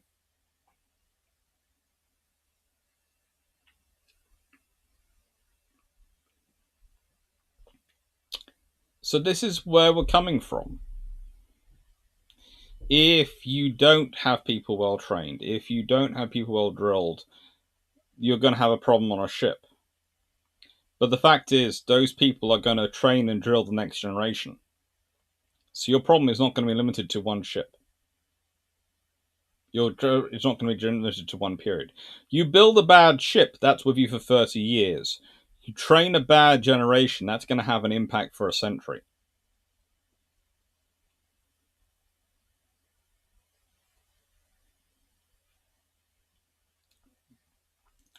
Some of the problems you can look at in the First World War are definitely problems which don't exist in the Second World War. They still have problems, but they don't have the same problems. You don't have a Seymour scenario turning up, do you? In the Second World War, you don't have any scenarios like Beatty, etc., in terms of officers being all about the flash and not thinking through. The senior officers have changed. The senior officers who weren't actually promoted run through this, but because they were in charge and they were part of the people who were seeing this come in, had to change to adapt to the officers under them, and then had the staffs and the other personnel underneath them. So they had to work with them, and it is a way of managing the service upwards. So when you introduce a scheme like this, you will not only impact the personnel coming through, you impact the personnel above. It's the biggest culture change you could introduce into a navy, is to affect its training program.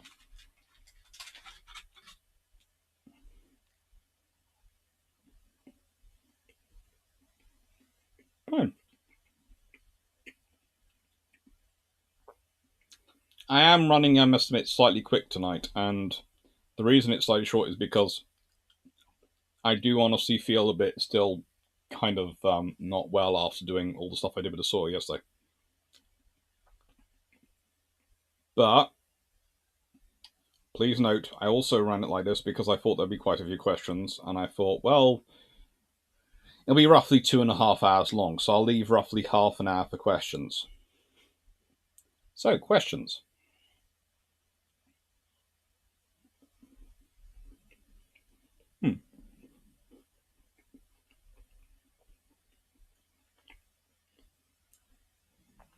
That's true. So what we were saying is Jackie Fisher was actually pretty good at the Admiral thing. Yeah, he was fairly good.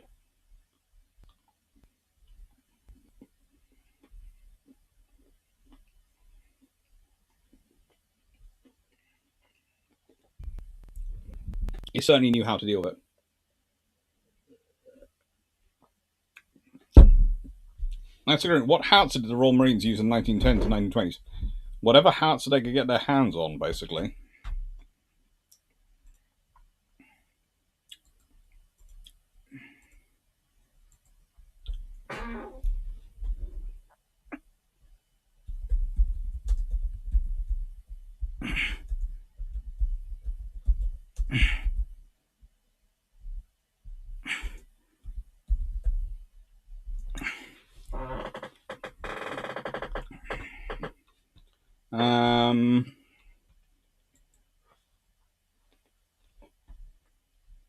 Hmm.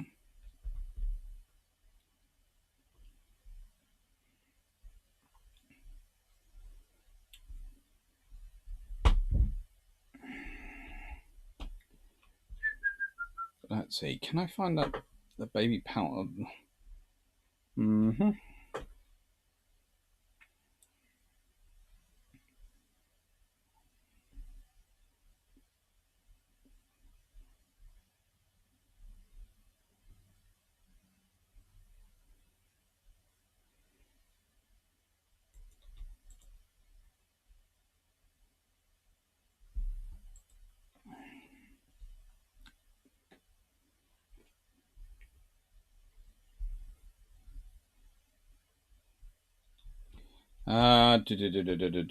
No, it's not that one. Infantry howitzers. I think I know which one we're talking about, but I can't find a picture of it, which is annoying the out of me.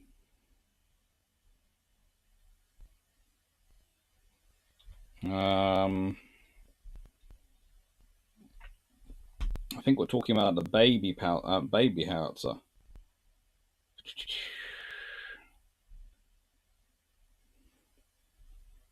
But I do know one ship was wandering around with a 25-pounder on it. But I'm fairly sure it wasn't supposed to.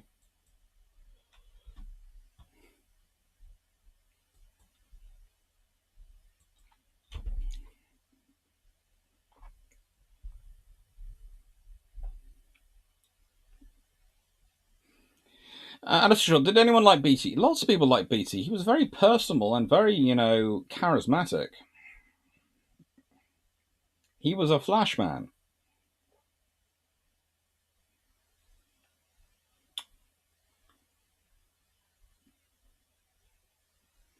Everyone, I do feel like for all the talk about Star Navies and your warriors are incorrect. After all, Cunningham is an aristocrat, but gets clearly pegged and promoted with war coming in mind. Yes. Wrong coach. Your well-being must become first doctor. My well-being will be fine. I've gone through worse.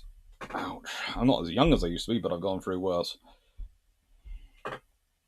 I'm hoping after we've got all this sorted out and after I've got through the next period, I get back to the gym more like 5 days a week rather than 3 days a week and get to do longer. Useful.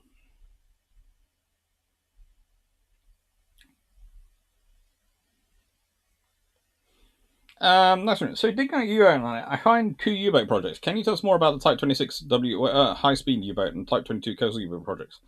Not today. I don't have any notes ready to go on them. On the Fisher Selborne scheme, I can answer any questions, and I've got lots of notes. But those I'd want to look up.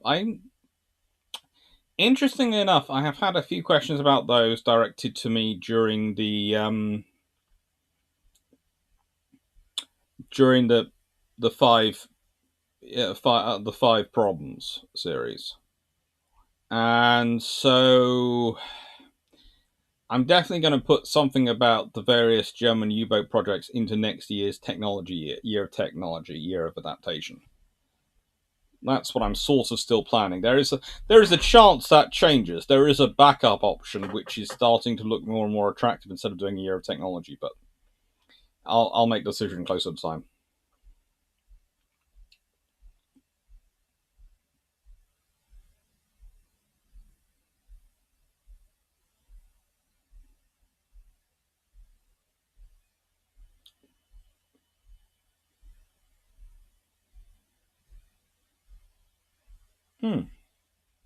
It's always good though, performing presence missions in the far north.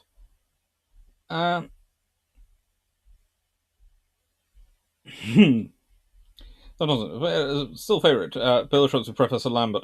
Yes, Professor Lambert is always fun to have on Bjturon. You've got to have him back again. Nightingale, how useful would a naval base like HMS Agincourt had it been converted and used on D-Day? If you're talking about the World War One ship as built, not really.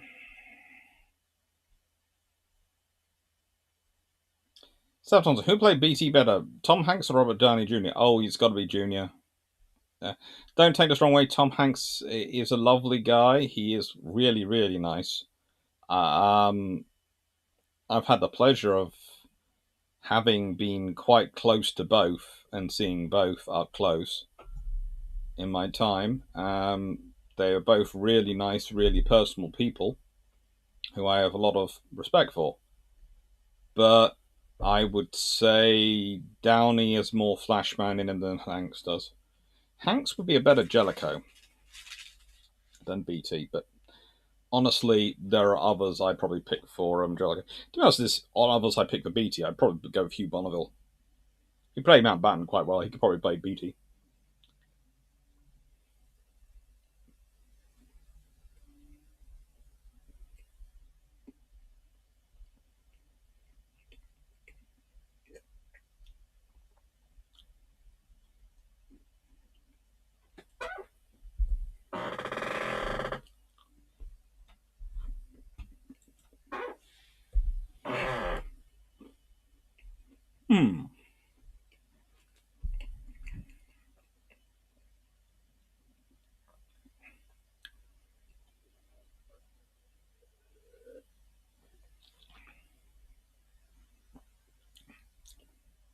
And sure, Ewan Bremer as Fisher.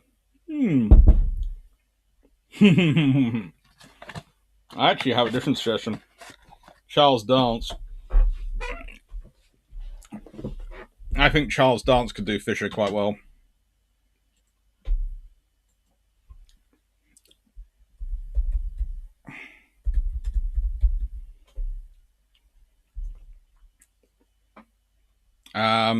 He'd have to wear some sort of wig and he'd be playing a younger man. But yeah, I think Charles Dance could do Fisher very, very well if he wanted to.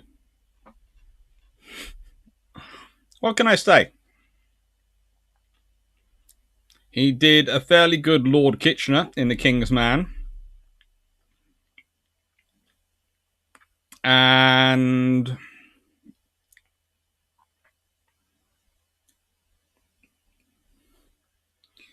he, of course, is most famous for what's it? He's played. It was he's one of the Lannisters, like Tyrion Lannister in Game of Thrones. He's also done Ian Hamilton in Gallipoli, Deadline Gallipoli. So yeah, he has, and the Mountbatten, Lord Mountbatten in The Crown. So yeah, I think I would go with Charles Dance for a Fisher. I just think he could do it well.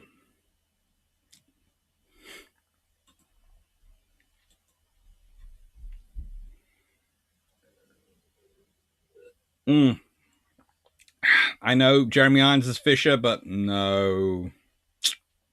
He did a very good Lord Veterani.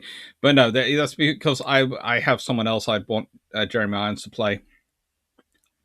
Just, don't take this wrong way, but Jeremy Irons would be fairly good Lord Selborne, but also would be a fairly good for some of the sort of the Churchilliness sort of figures at this period.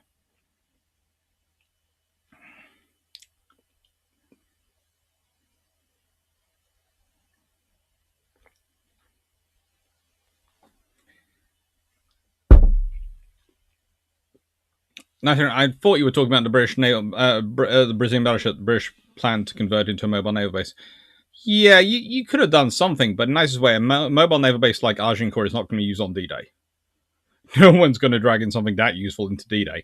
Also, why would you be taking a mobile naval base to D-Day? Are you planning on basing ships? Why would you be basing ships out of Normandy? You're not using that for that. You're building a port to offload things. You don't want a mobile naval base over there. Where would a Monad be used? The Monad would be used in Crete. A Monad would be used in the Far East. That's where you'd got a Monad being used. And frankly, a Monad would have been absolutely, like Agincourt, would have been absolutely essential in the Far East. They could have really done some interesting things if they had a decent Monad to wander around, like the size of Agincourt could be.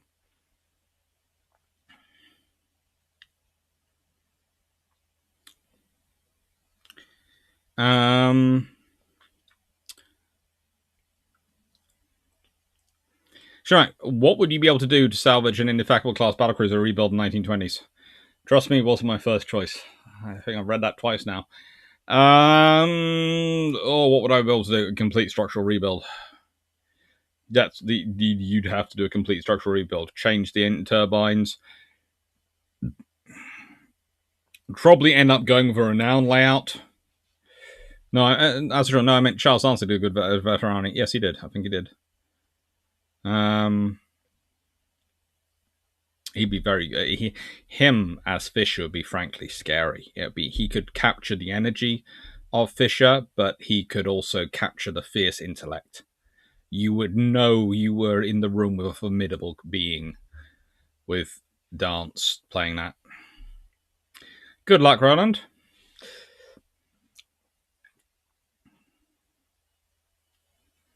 Yeah, you'd have to completely start again and fix a indefatigable. Basically, rip everything out and the hull survives. It'd be a rebuild along the lines of what the Italians do with their battleships. Sheen, Michael Sheen is Lloyd George. Not quite tall enough, but definitely charismatic enough. Yep.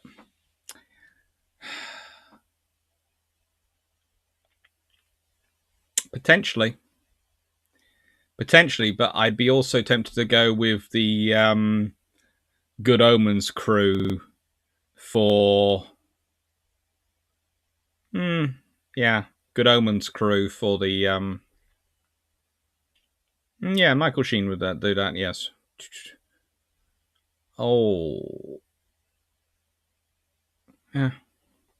You could use his counterpart. You could use what's his name? Prain. He's been a Doctor Who. Oh, good lord. He's one of the better actors the UK actually has produced. Not Matt Smith, the other decent Doctor Who we've had recently. We had a good actress cast as Doctor Who, and then she was given terrible storylines, which weren't really up to the quality of her acting ability, in my opinion, but I'll leave that to one side. That's where I start to get into trouble. What's his name? Not Eccleston. David Tennant. Yeah. David Tennant. There are many, many roles you could cast him in, but the one I would love to see him and think he could do really, really well is actually the other side of the table. I'd make him Tirpitz.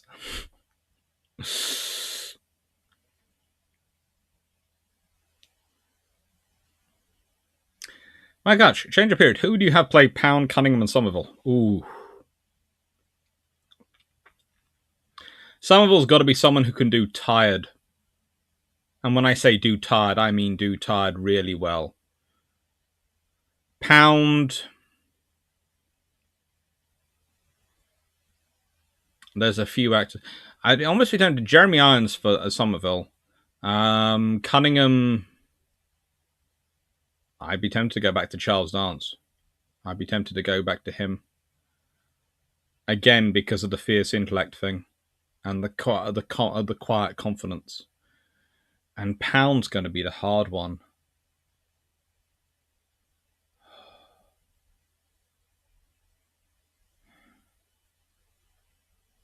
Pound is the hard one.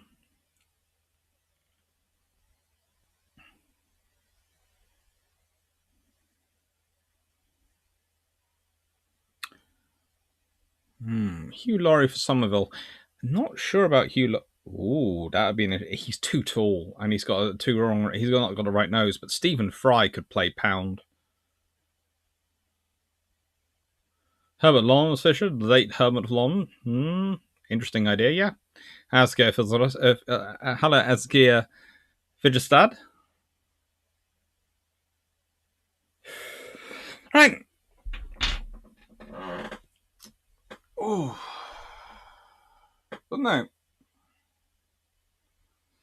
I always loved that in that picture, which is supposed to be this whole reassurance put together by the press to reassure the public about the power of the Navy, and you've got all these battleships down on this sort of center line.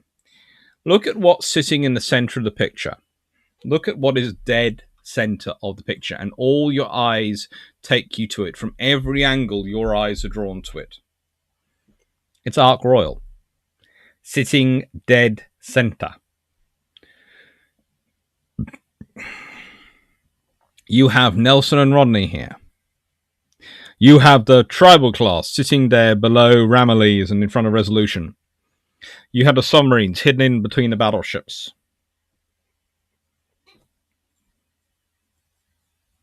and all what they're doing. And you have the cruisers forming the back and silent wall off into the nothingness. You have Hood, which is supposed to be the pride of the Royal Navy, but is rather buried at her position. But in the centre, you have Ark Royal and Furious. Courageous and Glorious are off to one side, but there is Ark Royal and there is Furious, the first large conversion and the first large construction. The Illustrious class are off buried behind them. Illustrious, victorious, indomitable, formidable and indomitable. Implacable is off up there being constructed as well.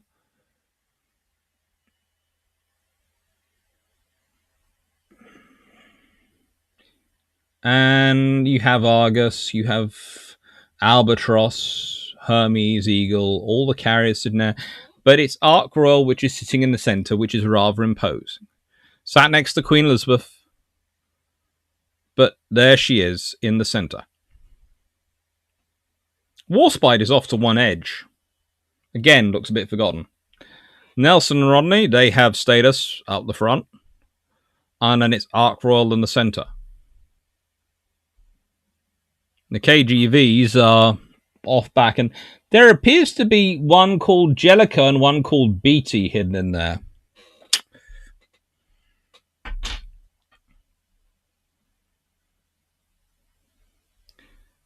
Oof. Who would I pick to play any of the mentioned voices for radio play? I think me and Drac would do fairly well doing the voices between us. Honestly, we can do a range of Royal Navy officer voices between the two of us. We can do them. It takes some effort, but you can do a range of various naval voices. It can be quite a stern voice. It can be very stern and back there and out there. Or it can be a softer tone. A softer officer. Slightly more interesting in terms of their background. But you can change it. But no, me and Drac, between the two of us, could do pretty much every officer we need to do on radio play. My turn. So where would a mobile naval base like Argentine have been deployed? Crete, Far East.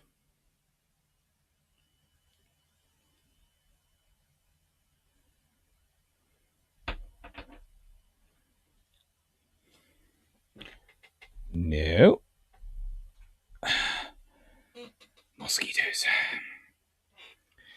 That's right. It's interesting that Anson and Howe are called BT and Jellicoe. Yep.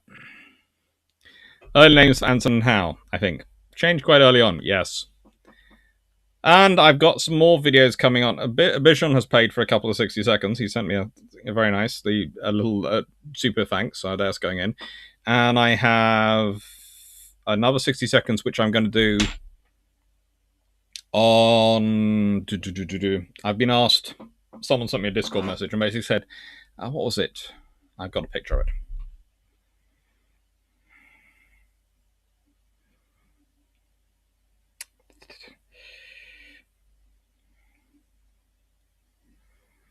Operation High Jump, which was the American Operation 1946-47 Arctic Expedition. And I've been asked to do something like that. So I'm going to do that as well. That'd be fun. It looks more like Nelson, Rodney, or Warspite ready to sneak off and blow some things up.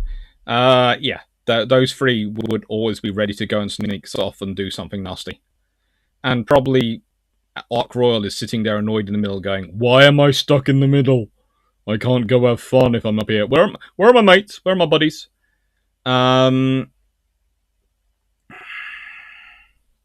You have a really interesting exercise in about 1937-38, early period where it had gone weird for a bit. Where I think 1937-38, where Ark Royal and Glorious, I think, get hooked up with two battlecruisers and do a task force operation, a sort of proto Force H. They do some really interesting things in the exercise. Anyway, thank you very much, everyone. I am going off to walk the Fluffy Research Assistants, and then I think probably, with the way my back currently feeling, head towards some sort of bath. So, thank you very much, everyone. Hope you have a nice time. And yes, as said, my aim is to make the lives a lot better and a lot more engaging, and hopefully get the graphics up by the end of September, thanks to all your support. Well, providing the costs don't grow dramatically on by getting the tower up and running. And I've got all the sort of things worked out, so hopefully it'll be good. Thank you very much, everyone, and take care. So thank you for all your support. It's been fun. So thank you, Abzaski, Eric Gakun, DGB40, HS Verdun, 96831, John Shea, David, Dan Freeman, and Seth Thompson and Sean Mack for doing the adminning. Thank you, Alistair Shaw. Thank you, Colin Cameron, Michael Couch, IO2, Constant Drowsiness, H. Fitterstad. Thank you, Asia. And I think I said H was that on, but I'll say it again. Roland Cash, thank you. And thank you, Daniel Politics. Thank you, Wayne. Thank you, Darius Ratsky. Thank you, Raymond Sommerfeld. Thank you, everyone, for your support. Darius Ratsky, I think I said, but Serkanira. It's one I missed. And have I missed anyone else? Nighttime Productions, thank you as well. I think it's processing issued and a mic issue. Oh, yeah, thank you. Hopefully this will be sorted out. Hopefully it'll be soon sorted out. That's it. Thank you, Amelia Barrow. Thank you, everyone, for watching, and hope you enjoyed.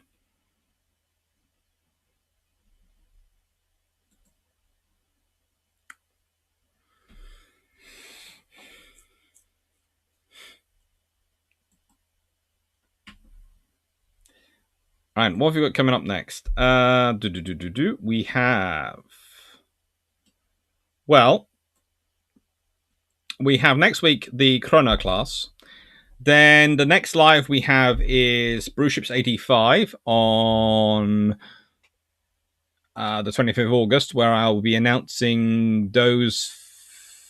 Well, the winner of the September patron choice, which the vote's currently live as we speak.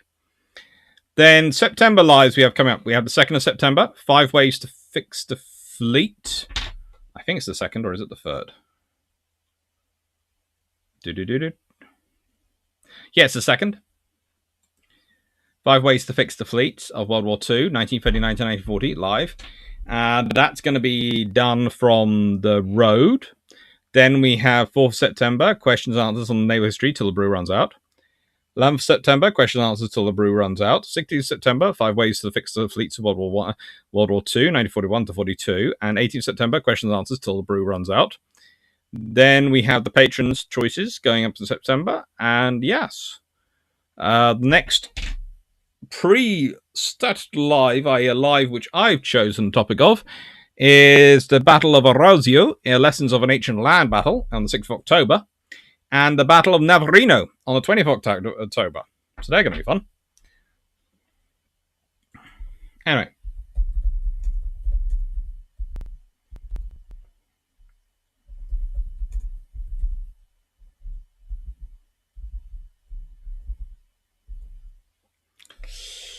So, thank you very much, everyone. Take care, and thank you for watching. Hope you enjoyed, and have a nice evening. I guess you have given some calories to burn. I'm being good. I'm allowed no more than 8 pieces of chocolate a day. As in 8 of the 8 of the smaller pieces of the bars break up into. Which is quite good. Take care, everyone. Have fun.